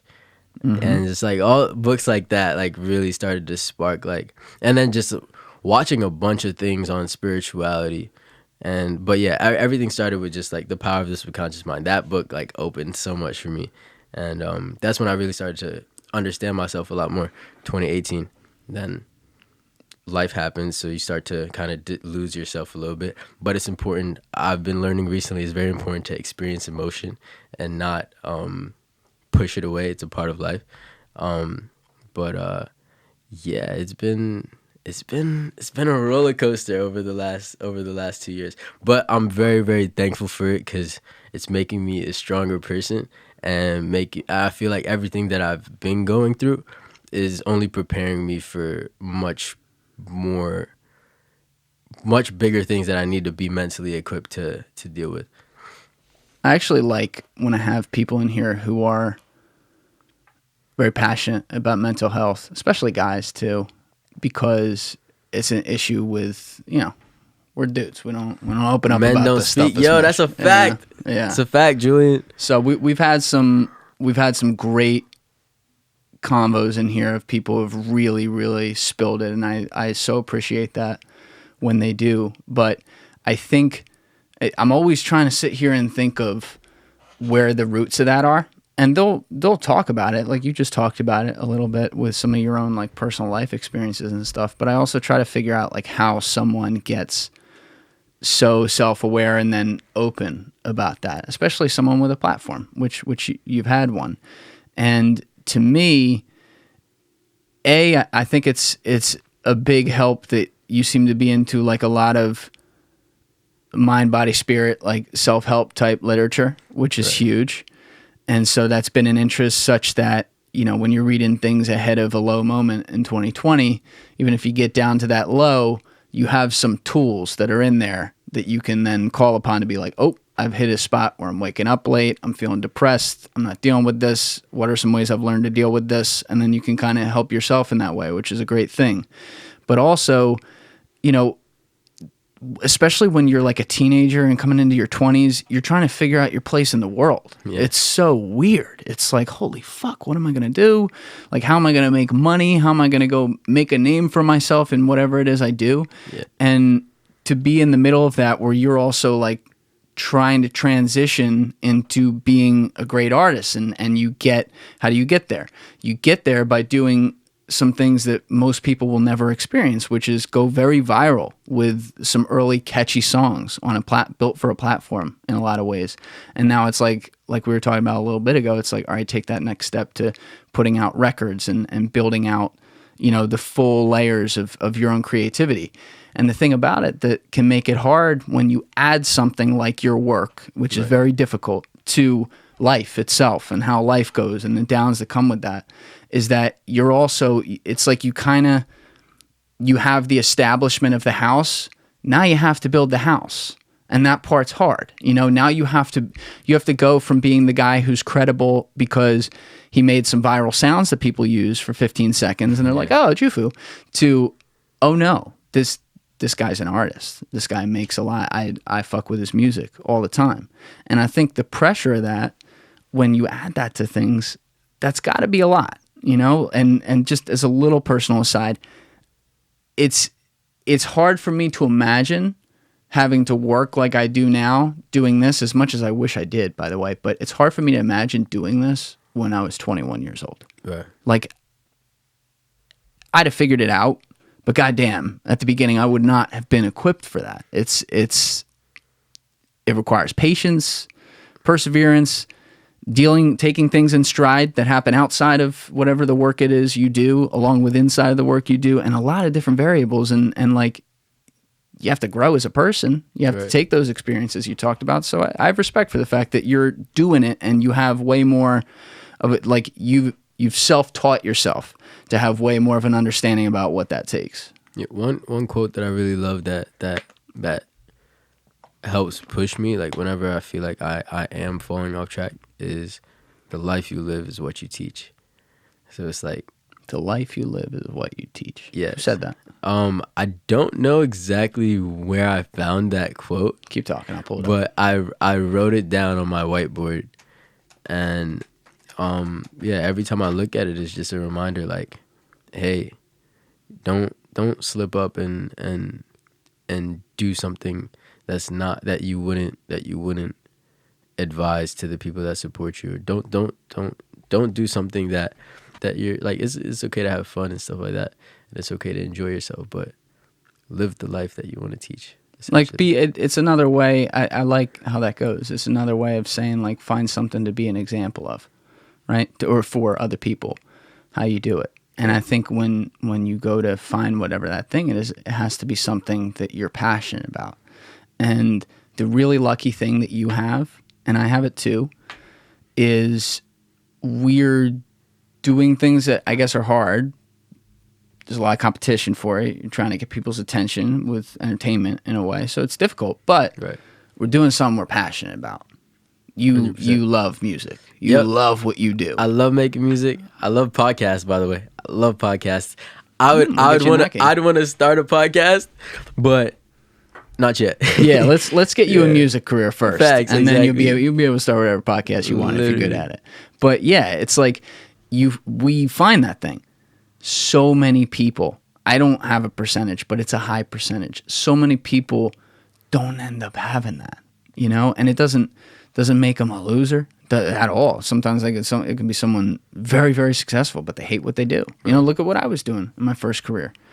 I was good at it. I never had a chance to get to like being successful and rich, but I could have stayed with that, and I definitely could have done that, but it didn't get me out of bed. Right. It wasn't exciting for me, you know? So you at least have that, and it can be torturous while you're building towards it. And especially I mean, you know how the market is. The market's like, give me a lot, then we'll talk. Yeah. It's just what it is. That's tough. But if you're about it, if you're really about it, it gives you a lot more ability to attack each day. 100%. Would you ever what's your stance on everything happens for a reason and in the time that it's meant to? It's a great question, man. So I'm a believer in that quote. What I'm not a believer in is people who hide behind that quote. Mm-hmm. And I'll explain what I mean there. When people say something, and I'll add to it, like when people say something like, I don't have any regrets because everything made me what I'm supposed to be today. A lot of people who say that are using that as a deflection for future mistakes that they're going to make by not changing anything. That's bad. But when you can have healthy regrets about some things, but also be like, well, even though that went wrong, this taught me a lot. Even this good thing happened along the other route I took. And now I know, don't do that again, or don't go that way. But I have that in my head, which I can definitely relate to that. I think that's okay. But you got to it's one of those fine lines. You got to be very careful. What are your thoughts on it? Exactly what you just said. I'm definitely on the same page with that. I experienced a lot of coincidences in life that seem too magical to even be a coincidence, or even be like a I don't even call coincidences anymore. I personally just, like, when something happens, I was like, oh, that was meant to happen. And because it happens so often, and it seems so surreal so often, it's like I've kind of just accepted, like, that it's kind of, sometimes it just feels like our paths are written for us, and we just like follow through with it. I don't necessarily believe that, but it feels like that sometimes. But I was actually curious to know, like, I was asking that because, like, I was wondering if you going through the process as a banker prior to starting this podcast, do you feel like that has equipped you with certain skills or certain perspectives that improve or contribute to what you're doing today? 1,000,000%. And it's not even, there's no gray area. It is the most black and white, absolutely. And that's why I also spent a lot of time around a lot of different people, whether it was people I met along the way, which is a huge part of it, and the skills that took, also the people I worked with and the relationships I have there, everything that happened. You know, going to a new place, living up in North Jersey, spending all my time in New York City, I wouldn't trade that for the world. It was great. I do think I stayed too long. I think I knew in the back of my head, I knew when it was time to book it, and I didn't because... Hesitation, would you say? Or Oh, yeah. And I think a lot of it had to do with... I really loved my team. I loved the guy I work for. He was hilarious. Like, you know, the kind of guy who's like a second dad who you fight with all the time, and you're also like joking with all, like a very good relationship, and that so up and down. You know what I mean? And I'm like, it'll work out because that's good. That's good. And then I got to the point where, you know, he was offering me the deal. You get there and it's like, all right, time to really bring in the fold. And I was like, holy shit. I mean, if I took it, I could leave whenever I want, technically, but I would never do that. Like, if I took that from him, if I took that offer, I'm a loyal guy. I'm going to commit myself for 5 years. And I was like, fuck, man, do I want to be crying in my Tesla 5 years from now and blaming everyone else when the real blame lies on me? No, I don't want to do that. And so that's why I didn't. But yeah, it definitely, it opened up my world, a lot of it through my own, just kind of throwing myself into situations that I couldn't have planned, which is great. And the people I met along the way, and to your point, the skills you have to form to be able to do what I did. I mean, a lot of my job was going out and knowing people, going out and knowing everyone. Didn't matter what they did, just cross culture, learning about what they did and how they did it, who they talked to, why they talked to them, how the world works. You know, I had access through my boss to very, very powerful people too, which is interesting. You see a lot of good and a lot of bad with that, and depending on the case. And you learn a lot about how people prioritize things in life, for better or worse. And that's, you know, especially when it comes to like money. Yeah. God damn, is that an amazing education. Money is a very, very, very powerful tool in our society. If used correctly. Yeah. Yeah. You're right. People change no matter what with it. But there are a lot of people, I want to focus on the good of it too. There are a lot of people who can change for the better. 100%. I saw a ton of that, which was very reassuring. Did I also see the other side? Absolutely. And it's not, you know, it's not always like someone becomes a bad person. Not like that at all. I honestly didn't know a lot of bad people in my career. Not many at all. Good. But a lot of people, it invents, like we were saying, the more money, more problems. It invents a lot of things that suddenly they feel like this is an issue or that's an issue. It's really not. But that's just the unfortunate taboo with money. But before I forget, by the way, you were just talking about the coincidences. Yeah. Keep the mic close to you, but turn around and read that quote right there on the screen. When seemingly random pieces fit together well, one sense and intention behind it all. Sometimes something wants this to happen. Yeah, I got you reading like side-eyed, sorry. Rick Rubin, GOAT. I haven't seen enough Rick Rubin, but I just know he's a GOAT. he's a major GOAT. Like, he's one of the greatest ever did. I love seeing him just speak with other artists. He has so many great thoughts. Obviously, he's without question one of the 3 greatest producers of all time. He's probably the best. I mean, Dr. Dre's got a huge argument there. There's a few others who have a great argument, but he's at the top of the game. And the way he just looks like a guru now. Oh yeah, yeah. I mean, if people haven't seen, I'll put his picture in the corner of the screen so people can see him. But he's like, you know, he's a guy who's, I guess, 65 or whatever, looks like Phil Robertson from Duck Hunters, and yet he'll go lock himself in Shangri-La. I forget how they say it, but it's one of his famous studios that's in his backyard in California that's in an old abandoned bus. And like he'll lock himself in there with Kanye West, and God knows what they talk about for like 12 hours. But that's, I love guys like that. And the way he described that, I'm such a believer in how you're putting it. It's like you can't sit there and be at effect and wait for things to happen to you and be like, well, I'm here, so things will happen. You have to just keep going and keep rolling just like you're doing. But when you do that, those coincidences, whatever. That's a good word. Whatever. We'll make them up around here. They start to fall into place. Yeah. And I swear to God, he put that out in a tweet maybe like 4 months ago, and I saw it. I was so moved by it. And then I started to even notice that over the next few weeks. I was like, God damn. It's like, even when you're making a TikTok and you have everything put together and you're trying to find that song, and then you find a sound that sounds good, and then you drop it down in on Adobe Premiere into the beat, and you're like, holy shit. Like it's like the universe wants this to happen. You put yourself in the position, now it's there.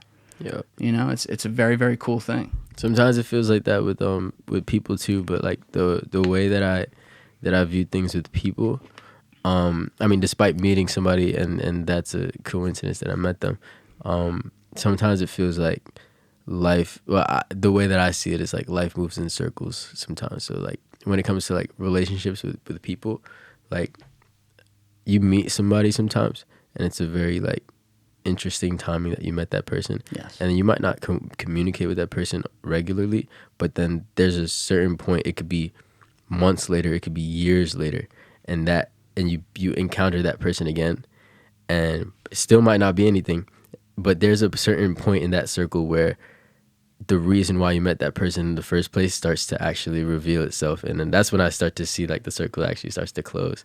And I feel like it's very interesting. Like I've encountered that a lot over the last few years. Like certain people that I meet tends to like, I don't know exactly why I met them. I knew I was supposed to meet them, and sometimes it's like somebody that I reached out to, like over the last, I want to say probably like 5 weeks ago, 3 people that I've reached out to in 2019 all got back to me for the first time in complete different ways in that same week. It was really weird. But 3 people I reached out to, one of them was this Instagram page called Bad Vibes Forever Official. Really, really, really, really cool dude that runs that account named Noah. Shout out Noah. But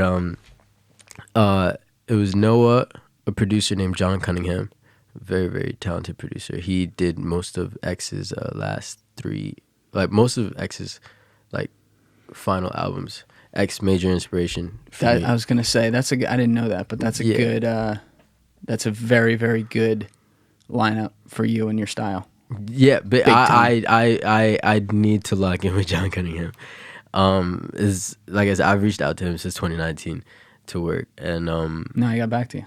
And then and the funny thing is that I got in touch with these people not even through the DM that I sent them. Like I had somebody else that I knew since 2018, somebody named Ryan Bisco. He's a songwriter and producer, artist. I've known him through my previous manager, who she was working with Ryan to have Ryan write some records for this girl that she currently still manages. But I met Ryan through her initially, and Ryan just hit me up the other day. Not the other day, but a couple weeks ago, and he was like, "Hey, do you know this person?" And I was like, yeah. And I go to my DMs, I screenshot like, yeah, I tried to reach out to this person like since 2019, and then boom, I get a follow from this person, and then I get a DM back from this person. It all like kind of ties together. Yeah, and then Noah specifically, like that same day, I had a 3-hour conversation on FaceTime with him, like right off the jump, and it was just like, boom. Like that's just like the circle started when I sent the DM, and now the circle's like 25% complete, but like now we have yet to meet and do some sort of work together, and then 75%, 100% circle's closed, and then another circle might start with that same person, but like just interesting perspective. This is where I like look at things with certain people that I meat in circles. Are you a huge believer in destiny then? You know, I don't use the word destiny a lot, but I technically, I guess I am a believer in destiny. I'll amend it, because this is the type of destiny I'm a believer in. Mm-hmm. Created destiny. Created by self. Yeah. There are certain things, like I think sometimes with people and relationships, there can just be some destiny. Like someone you lose touch with and then they come back into your life, or you bump into someone you haven't seen in a long time, or you meet someone at like the weirdest place that you weren't even supposed to go to. I do believe in that kind of thing.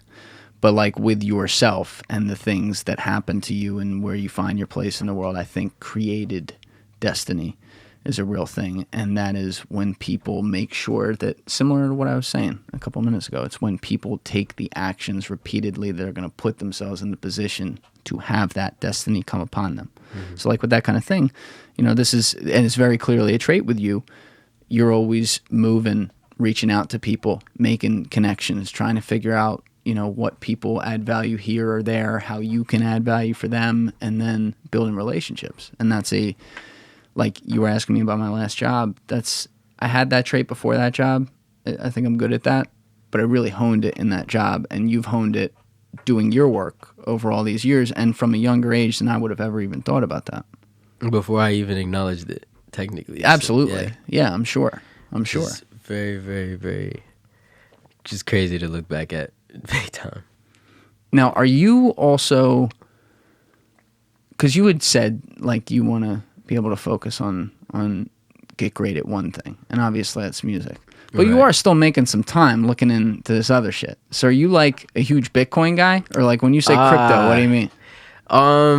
Yeah, crypto is a distraction, but also a blessing for me. 'Cause like, it distracts me from my music and my content, but it also is setting me up for financially for the future as I learn more and invest more. So it's like, at the end of the day, it's like, I'm very thankful for it, because like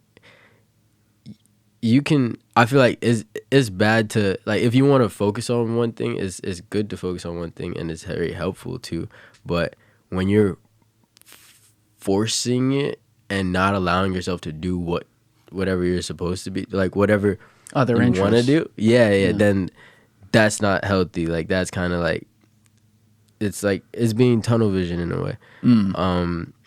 And I feel like once you're tunnel vision, like it kind of like there's a balance that you need to have between, like, I feel with honing down on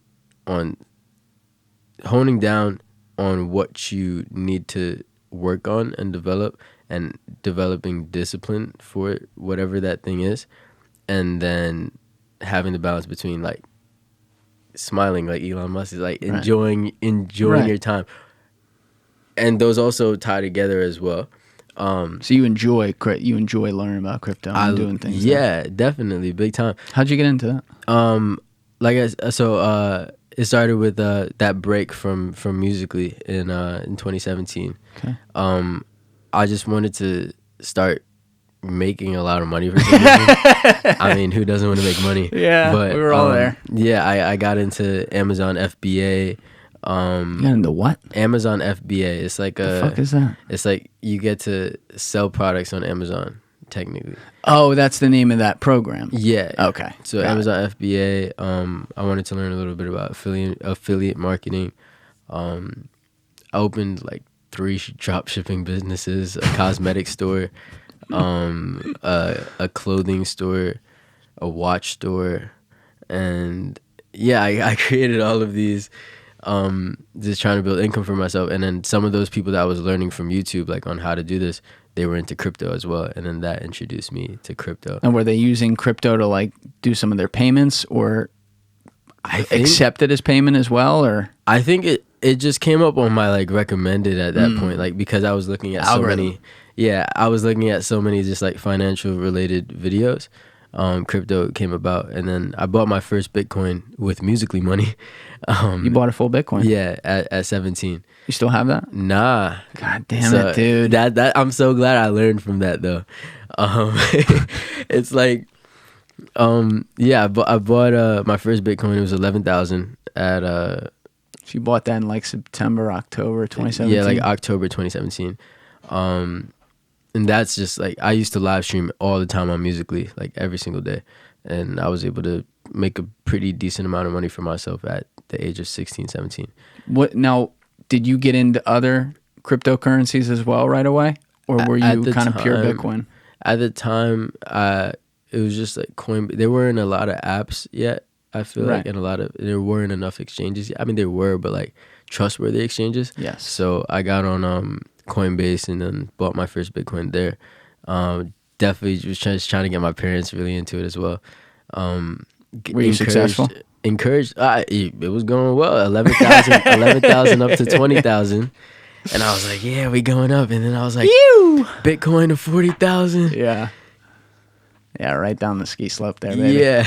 And kind of just after I went back to what my initial investment was, I think I ended up losing money essentially overall. Like I we panicked. all did. Yeah, I panicked sold. Yeah, I panicked sold. I was like, you know what, this is the end of crypto. Like, this is just gonna go down from here. So yeah, I sold and then spent that money on who knows what, on liabilities as opposed to assets. Bad move. But yeah, I lost that money, and then I got into FOREX about 2 years later. So actually, was it 2 years later? You were doing, or was it? You were doing currency exchange trading? Yeah. So it was either a year. I don't know. I don't remember if it was 2018 or 2019 that I got into FOREX, but a lot of people, like, there's a lot of FOREX groups that there's that they like recruit people in. They get residual income weekly, but also make money from the trades. It's a borderline pyramid scheme. Nah. Not exactly a pyramid scheme. But yeah. But yeah, I mean, I got into FOREX, and FOREX taught me how to just read support and resistance levels, which definitely apply to crypto, but crypto is a lot more volatile, but it's definitely helped me have a better understanding of how the market works. And then you came back to crypto. And I came back to crypto in 2021. But I was using the same platform that you use for FOREX, called MetaTrader 4. Okay.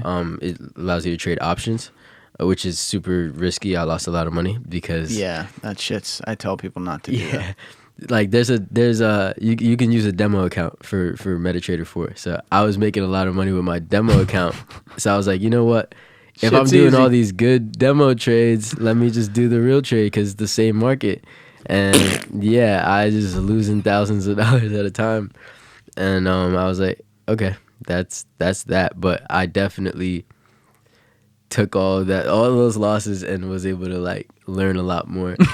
And I got back into the market this year, actually, when it comes to crypto in 2021. And what are you in? I'm in Cardano, something called VeChain, or there's VTHO and VeChain, VeChain Thor and VeChain. Harmony 1. My biggest holding is Cardano currently, though. I don't hold any Bitcoin, any Ethereum personally. Now, Cardano, I know. Cardano is a more... I don't like calling anything in the space legit. I will call Bitcoin legit, but nothing's guaranteed. Like 100%. Bitcoin, I think, is a beautiful, beautiful invention. It's pretty incredible. Nothing's perfect, but it's one of the closer things towards perfect that I've ever seen created in money when you look at the context of monetary history and where human beings were on the innovation cycle and the size of economies and ability cycle. But nothing's guaranteed in there. That said, like, my attitude is massive skepticism towards anything else. Now, I do have, I would say, a solid level of knowledge on Ethereum. I would never call myself an expert, nor would I own Bitcoin either. But Ethereum, to me, has a user adoption, the whole DeFi concept, and how that can take away legacy financial systems' power on monetary access is huge. That said, they still have to move to Ethereum 2.0 because, for people that aren't in there and don't understand, every time you transact on Ethereum, especially if you're in like NFTs, you can see it there. Gas fees. The gas fees are insane. Insane. They're insane, and they I just fluctuate. minted a couple of NFTs, and I was like, "What are these gas fees?" You can pay triple the price, and that's a little ridiculous. But sometimes it could be something like that. So that's not sustainable. The idea to me is very, very good, and like I look at that idea from the lens of, I view a world where if this all goes right and the powers that be don't stop this from happening in some way, we have a world that is based off of Bitcoin as the store of value, but Bitcoin is not the currency. I never see that happening. I still think that Bitcoiners that are like, it's going to be the currency, I don't think they have a good argument. I think that Bitcoin is gold on steroids and HGH and everything else. It's way better.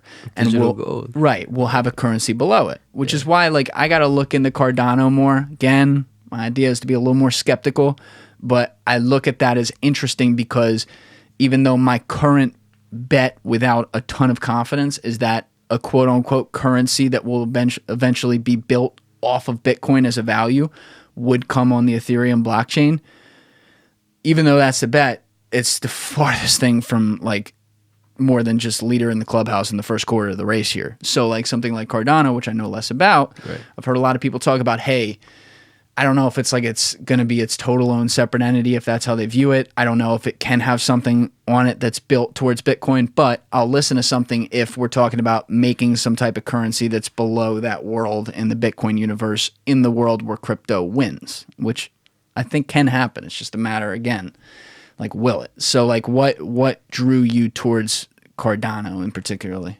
Cardano, it was partially Charles Hoskinson who was behind it. He's a mathematical genius, and he also, if I'm not mistaken, was a part of Ethereum's development, and also just like seeing that, like, out of all the altcoins, I feel like it's definitely, well, I mean, not out of all of the altcoins because they all have kind of different purposes, but I just saw a lot of potential in it, honestly. And I can't necessarily pinpoint what it was, but I still have a lot of faith in Cardano. Do you think that they're going to be able to run, like a market like NFTs has given Ethereum, despite the gas fees, a ton of legitimacy because that's how a lot of it's executed? Do you see something like that, even just NFTs themselves? I don't know anything about this with Cardano, if it's already happening a little bit. I haven't heard anything, but it could be. Do you see something like that being able to operate on that system and therefore giving it more of a user base, meaning more people adopt it because it's out of necessity and then see that it's a good use case for it and then start to actually look at it as something legit?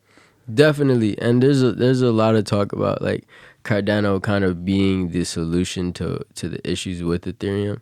And Ethereum has been working on their Ethereum 2.0, but it's like Cardano already launched their smart contracts last month, and it's kind of like, I almost feel like it's up to Ethereum 2.0 and or Cardano to kind of be the front runner of their lane, and I feel like Cardano's winning the race in a sense. Yeah, I gotta look at it more. Cardano's dope. Definitely on the. I've had a few different people who I like really trust, as far as they're not chasing waterfalls or anything. They're not even big crypto people. They're like more tech science people, and they're like, no one's been like, yo, this is the thing, but they're all like, we need to look at this. This is interesting.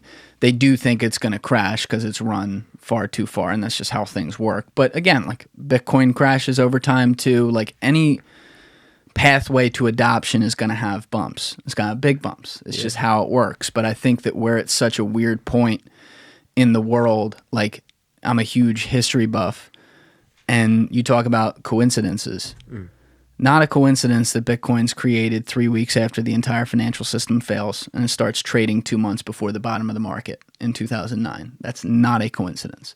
The timing and how everything lined up and the lack of, I mean, I don't know how much you know about that, but that was my world finance, so I was very aware of how the whole financial crisis went down and what happened, and like that was such a seminal moment in world history, even way more than we give it credit for at this time. And so knowing that across all the other factors and then adding in Bitcoin and that whole movement towards quote unquote crypto that was born out of that, it's like, whoa, okay. If everything else is affecting all these things that I know so much, like including the wealth gap and major geopolitical issues around the world that we've seen in the 12, 13, 14 years since, well, why are we going to make an argument that one of the solutions in a movement of people creating it isn't going to be something that a lot of people in a quote-unquote internet world can find a way to get behind? Again, you have to worry about powers that be not wanting this to happen, because if a government can't control money, what do they control? Nothing. You know, it's a very weird thing. So I don't really know how to view it, but I'm going to stay skeptical on like the individual names, whereas the space itself led by Bitcoin, I'm very, very, very bullish on. So I think more people in the Gen Z and millennial generations have to start looking at this as a concept, period, right? Rather than the people who are in there, which still aren't enough, looking at it just purely in investment principles, which is very easy to do. Most people I know, that's kind of how they look at it. We have to get more philosophical about it, in my opinion, because that's how finance. Yeah, exactly. It's a fucked up world in finance. Let me tell you. You mentioned the powers to be. I think, is that what you said? Powers that be. That be. Yeah. What is your perception on powers beyond the U.S. government? If you have a perception, or where do you stand on powers beyond the U.S. government? Getting our tinfoil hats out here? Yeah, okay. I try to look at everything with as much reality injected to the situation that I can. So like when it comes to conspiracies, right? Let's just go all the way to the top. Oh, man. You're walking into I had to put my dad in here. You're walking into the wolf's den right here with this one. But when it comes to those things, the word conspiracy, and I'm not reading off Merriam-Webster's, but the general idea of it is that it involves any group of people who are in the know on something that other people aren't, and they use that thing to their advantage to do something, quote unquote, conspire for their own interests, or even straight up against the interests of people not in that group. When you are looking at any group of people, a group of two people who run a small business somewhere, in the most micro sense, there's some level of conspiracy. If, like, let's say I run a candy store, right? Yeah. And I know that I'm selling this chocolate bar for $1.35 this week instead of $1.25 because people want it and it's not really worth that, but the demand's there, so I'm just going to do it and not tell anyone, and they're just going to pay it. That's a level of conspiracy, right? So once you really dumb down the word, it goes to everything. So when you get to powerful, big bodies, governments, organizations, corporations, whatever, around the world, yes, there's a level of conspiracy. Do I think that, like... Do I think that people are raping kids in the bottom of pizza parlors, like, you know, the whole like right-wing conspiracy was a few years ago? No, like, that shit's crazy. Like, that shit doesn't happen. I don't want to say, I don't know where shit happens, but that shit that they were pointing out, that's crazy. Do I think, though, that the Federal Reserve, for example, knows a lot of things about how money is supplied and what their effects are on the economy that maybe some people can talk about in public, but they're not in the meetings recording it to actually hear it from their mouths while they market it then to the public afterwards? Absolutely. There's conspiracy there. So you talk about specifically like outside the U.S. government. Of course there is. Powers beyond. Powers that kind of like almost control how the government is operating and commanding. Who do you think that is? Let's get your thoughts on this first. I want to say, hey, I don't want to, you know what? I'm going to talk about it. So I think one of the situations that our world is currently going through is strongly driven more so than the government. I feel like it's more so driven by pharmaceutical companies, and when it comes to like vaccine mandates, etc., like that. And I'm not considering myself an anti-vaccine person or a pro-vaccine person. I'm just a definitely make the decision of your own type of person. Right. What's best for you, and also just be considerate of others. But I also feel like rather than the entire government as a whole being the one to push this amongst people, there's corporations, organizations in the pharmaceutical world, which is very, very, very, very big. Yes. And if I'm not mistaken, I believe I might be wrong on this. Nah, I think I am wrong on this. But overall, I feel like pharmaceutical companies just have their hand in a lot of things, such as the government and media, and essentially it is a very it's just something that people don't pay attention to, and people should pay attention to more. I agree. I think, I feel like nobody should be listening to one. yes. I mean, one thing, and Yes. people don't realize that they're listening to the narrative of set by someone that they're not seeing or probably doesn't know exists. So there was a podcast episode that came out this past week. It came out at a perfect time because it was on Wednesday while I was doing Adobe Photoshop edits. So that's when I can listen to podcasts. And it was on Rogan, of course. He gets the best ones. And it was Sanjay Gupta.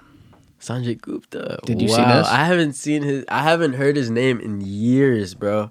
Are you thinking of the right person? He's the guy on Sanjay CNN. Gupta. He's the doctor on CNN. I remember him. So you're not watching CNN because he's on there every day. I grew up watching CNN at my grandparents' house because my grandfather is news always on. Yeah. News always on. But I haven't heard Sanjay Gupta since then. Listen to that.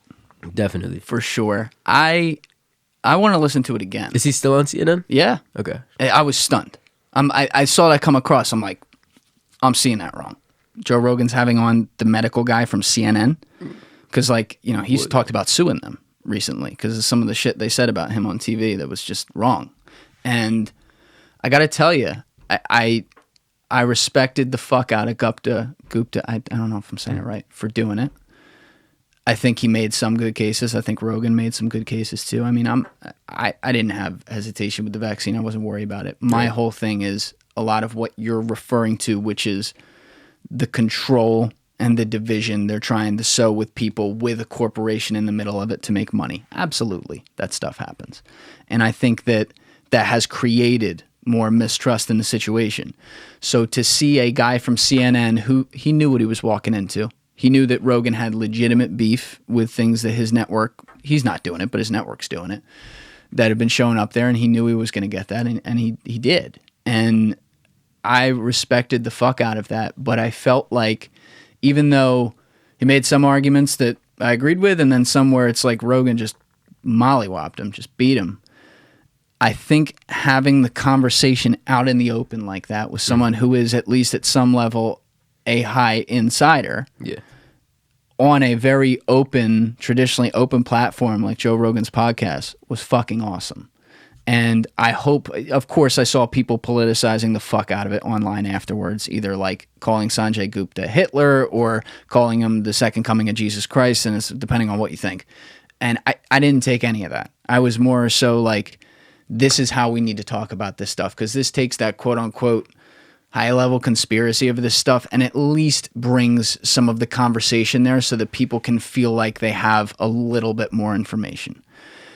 You talk about these companies, though, and what they do. Of course, they're it's just like a bank, dude. Like, they're all, to me, the one place, I don't know if I'll disagree with you, but you didn't say this part, so feel free to disagree. The one place where I'll definitely add to it is that you can't just say pharmaceuticals. Yeah. It's absolutely banks. It's absolutely tech companies. It's all these other places that still, they're reporting to daddy. Right. They're reporting to the government, and the government gets to decide who their favorite kids are that make money. And so, I see with this vaccine, we're going to have, it's something we may have to take every year. Could I see them having the ability to make one we just have to take once? Sure. I don't know. Maybe they have, maybe they haven't. But that wouldn't be advantageous monetarily for them. And so if they go out there and they make us do that every year, you know, if they get charged with it in court eventually, I'm not going to write the judges a leniency letter at sentencing. We'll put it that way. But the rest of it is like, I don't fucking care, you know. But there is a concern, and it's not just at that level, it's on a broader scale, to me, of powerful bodies around the world interacting with each other in ways that continue to sow dissent among the rest of us. And so, like, have you looked at like the wealth gap data at all? No, but I do remember you mentioning wealth gap not too long ago. I've talked about it. It's one of my favorite topics, but it's a real thing. It's been happening since the 1980s. The chart increasing. Yeah. So the global recession in 2008 just split it like a fucking V. And so I do think that the quote unquote powerful parties, the Republicans and the Democrats, I mean, it's a two-party system. Even around the world, if they're not called that, it's mostly two parties. They exist, especially in the most powerful countries outside of one-party systems that exist for the same reason. They exist to convince everyone that they don't like each other on certain lines, and they go pick out things that have some truth to them. They pick out things like some racism and some things where there's not equality and stuff. And instead of recognizing the source of the issues and trying to fix those, they try to convince people that it's far worse than it's ever been, because that's what sells panic. With the power of media. Yes. And I think overall it's just divide and conquer at its finest, but just finding different ways to divide people. And essentially, that's another thing that I just want to promote: unity. Yes, unity and positivity. There's no reason why we can't all live in harmony. And I feel like there's just some people in power who do call a lot of the shots. Yes. That in my opinion might not have, like, it really depends on how you look at it. Like, some people might not really have the best intention for humanity as a whole. Yes. And then some of those people might, I think, like, I look at it sometimes like some of those people may have just convinced themselves to a certain extent that what they're doing is better for the future of humanity, in a sense, or like just better for the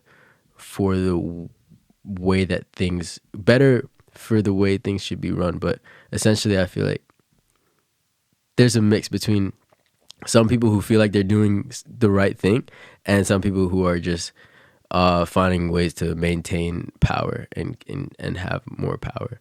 It's a very mature way of looking at it. The way that I like to look at people as a whole, like, I don't see anyone as bad. Like, when I look at people, I see everyone for the innocent child that they were born as to be. And then I look at that, and then I tell myself, like, if someone is a really bad person, life really treated them wrong at some point. Like, you can't just be born and just be like I'm evil right type of person. Like, life had to have done something to you. And I feel like if you can really just like have like, there's only some people, unless somebody feels like the world is against them, like, there's only some, like, everyone just has been through something. And essentially, like, I guess I have a soft spot for everybody, and it's this dangerous thing, because, like, I've been stepped on in my life, sure, due to that. But, like, essentially, like, everyone has, like, that. I think that core innocence that comes with birth it remains in everyone, and there's only there's only certain environments where that comes out, unless you're just that person. But, like, once you've gotten yourself to we'll call it the dark side, it's very difficult to really, like, pull that out. But I mean, yeah, that's it's just the way it is. You know what I'm finding in connecting with people in this job and talking with different people on the internet who reach out and I reach out to them? I'm finding that there are a lot more really, I shouldn't say a lot, you know what, fuck it, I'll say a lot more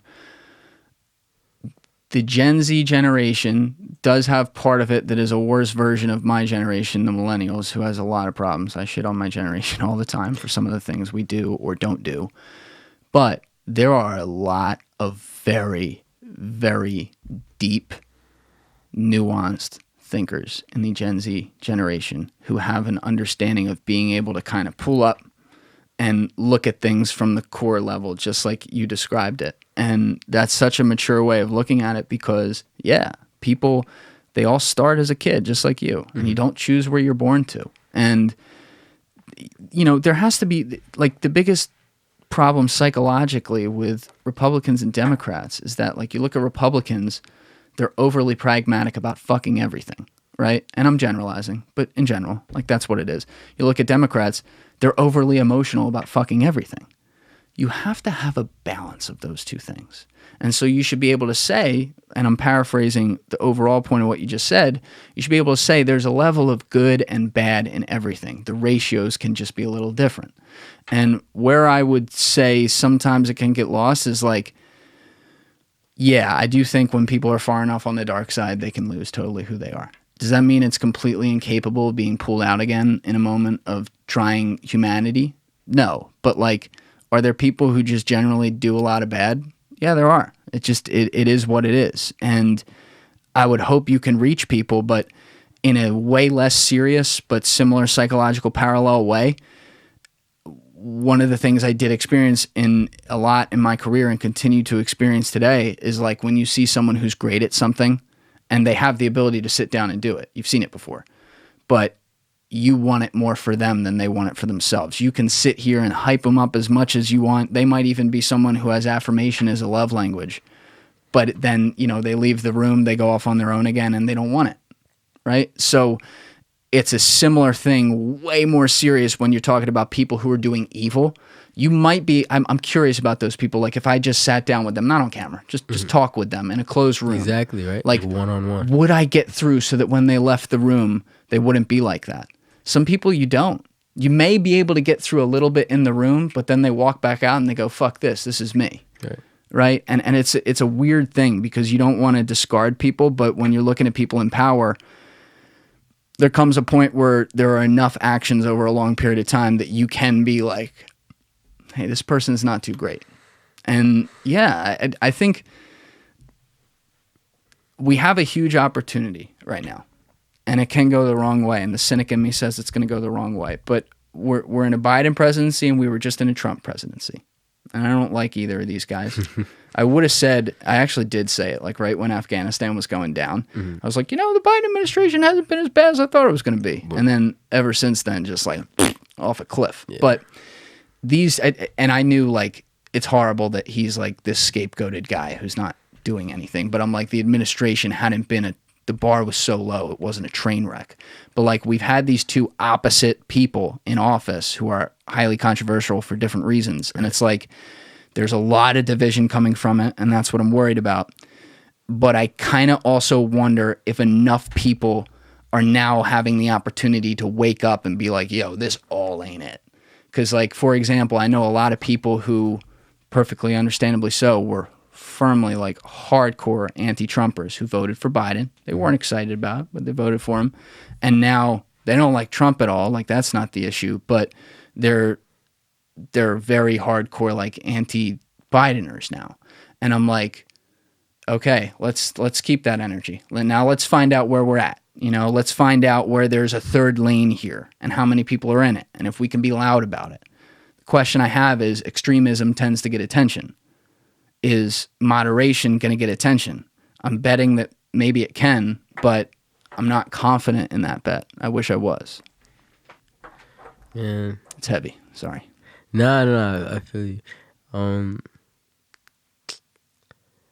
I just want people to look within themselves more, and like you said, the word wake up. Yeah. I feel like a lot of people are being, and this is not my own term, so nobody take this as an insult, but sheep, and it's like the puppet masters are winning. are winning the battle essentially.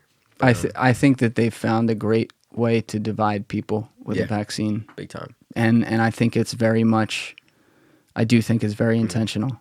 I look at the media and like headlines and like narratives and just like seeing the way that things can be easily twisted. For example, like Nicki Minaj never necessarily declared being an vaccine person, but I mean even the term anti-vaxxer like created a part of a narrative and then like her being declared one by all media outlets after just saying that she's uncomfortable making that decision and putting something into her bloodstream that she is not familiar with and something that hasn't been around when she's lived 20 something or 30 something years in her life without having to do that. Like I feel like there's nothing wrong with that. And then to paint the picture in the media and kind of put a bad name over that person because of that personal decision definitely is creating a certain narrative. And it pushes people more to question it. Yeah. Which is, questioning is amazing. But I mean, it's just like, it's essentially just the division, and like fueling the division is what is very frustrating to me. I love the fact that people have the opportunity to just converse though. Conversation, I feel like, is going to be the solution to most things, and not people not getting too emotional in that conversation and letting it just be one-sided. Like people actually taking the time to listen to one another.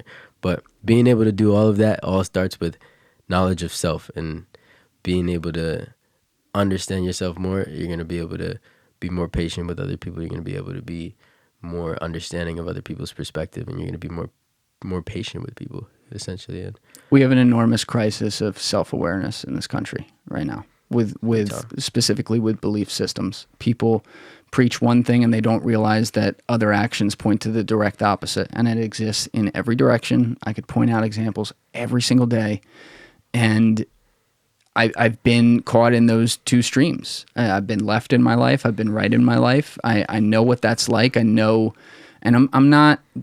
I have plenty of people who are listening who are one way or the other. So like, I'm not calling out everyone. I think sometimes if you go hard enough and get deep enough into it, you can start to make yourself in those situations. Every time that you get into that actual situation, you make yourself believe things, and you start to not, you talk about not questioning. You don't question shit.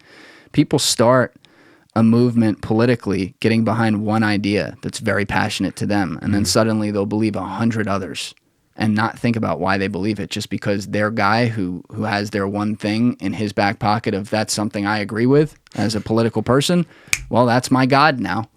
And it's like, this is not how it should be. And that's a bad effect of Trump, in the sense that, and you could say it with Obama too. I just think Trump was a way bigger deal with it. He was the guy. He was the attention, the quote unquote rock star. You know, he's hilarious, like as an entertainer, which doesn't help as far as like people love that. I mean, I loved that about him. I'll tell you, I'd watch that guy read the fucking phone book. It's hysterical, right? But, you know, he made that personal brand the whole thing, and then people it's a human. You get attached to it. Whereas if it's politician X and politician Y, and here are the ideas, and here's how we're going to try to execute, much healthier way of looking at things. I understand it's going to be very hard to live in that world, though. You know, it's not an easy thing.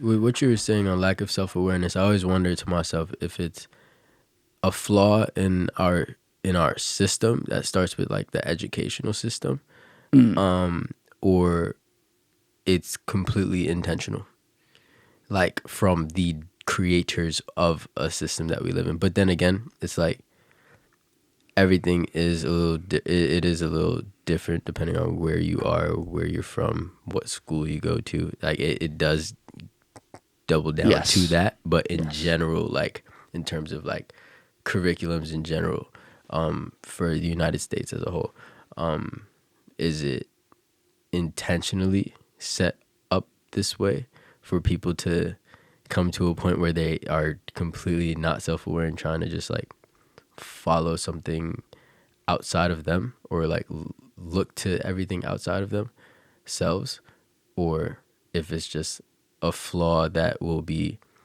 fixed over time with people. Just I think I learning. I think I understand what you're saying. My answer to your question is yes. I think it also, as in a flaw or intentional. It's intentional. Yeah, I'm sorry. That just to be clear, it's intentional because I also think it sells. Like I said, division sells. Happiness. The want for happiness sells. Happiness in practice doesn't. But I think it also, you do have to have some, I don't know what the percentage is, but there is some responsibility on me, on you, on everyone as an individual to understand certain things about themselves. Right. And we're not good at that as a society. I'm not calling out any one person at all here. I'm calling out all of them, including very clearly myself at many points in my life, and perhaps even now. Like, there's probably some things that I should get more in touch with. I'll have to identify them. I don't know what they are. But it's this world where we have a cyclone of information all around us at all times, and we get lost sometimes in just hearing things passively over and over and over again and then starting to assume that as truth. I think we should question things.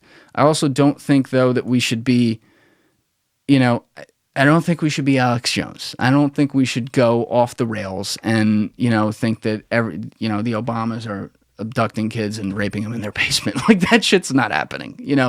It's not that he said that, but you get my point. Like, ridiculousness.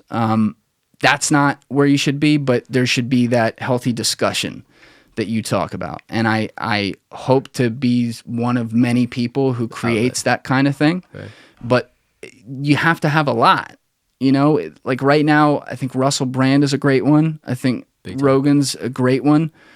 I think some of the guys in Rogan's tree, like Lex Friedman, is phenomenal. Lex Friedman, he's been interviewed by Rogan? Yes. Okay. I'll show you his stuff. He's got. I really like Jordan Peterson. Jordan Peterson's great, and he gets a bad rap. He gets the wrong rap, in my opinion.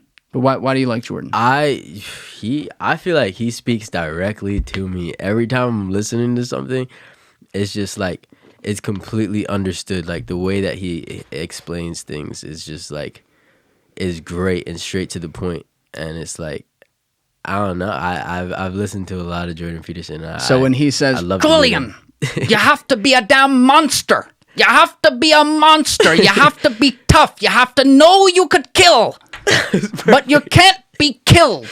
That's how society was made, So he's speaking to you like that? He's dope. He's got a funny voice. I like this thing. He's a great dude. I've listened to a lot of him, and I think it's just everything he says it resonates. It's not like anything that just flies over my head. I feel like he's a phenomenal speaker overall. Yeah, he is absolutely a net gain. I feel like what he talks about, essentially, like, what he talks about is very good to equip you to going from a boy to a man. Like he can speak to you and make you adopt the qualities how a proper man should carry themselves through society based on just the responsibilities that you should be taking and like the discipline. Like, when I listen to him, it's just like, boom. I don't even know how to put it, but essentially it's just, he definitely he speaks right to me big time.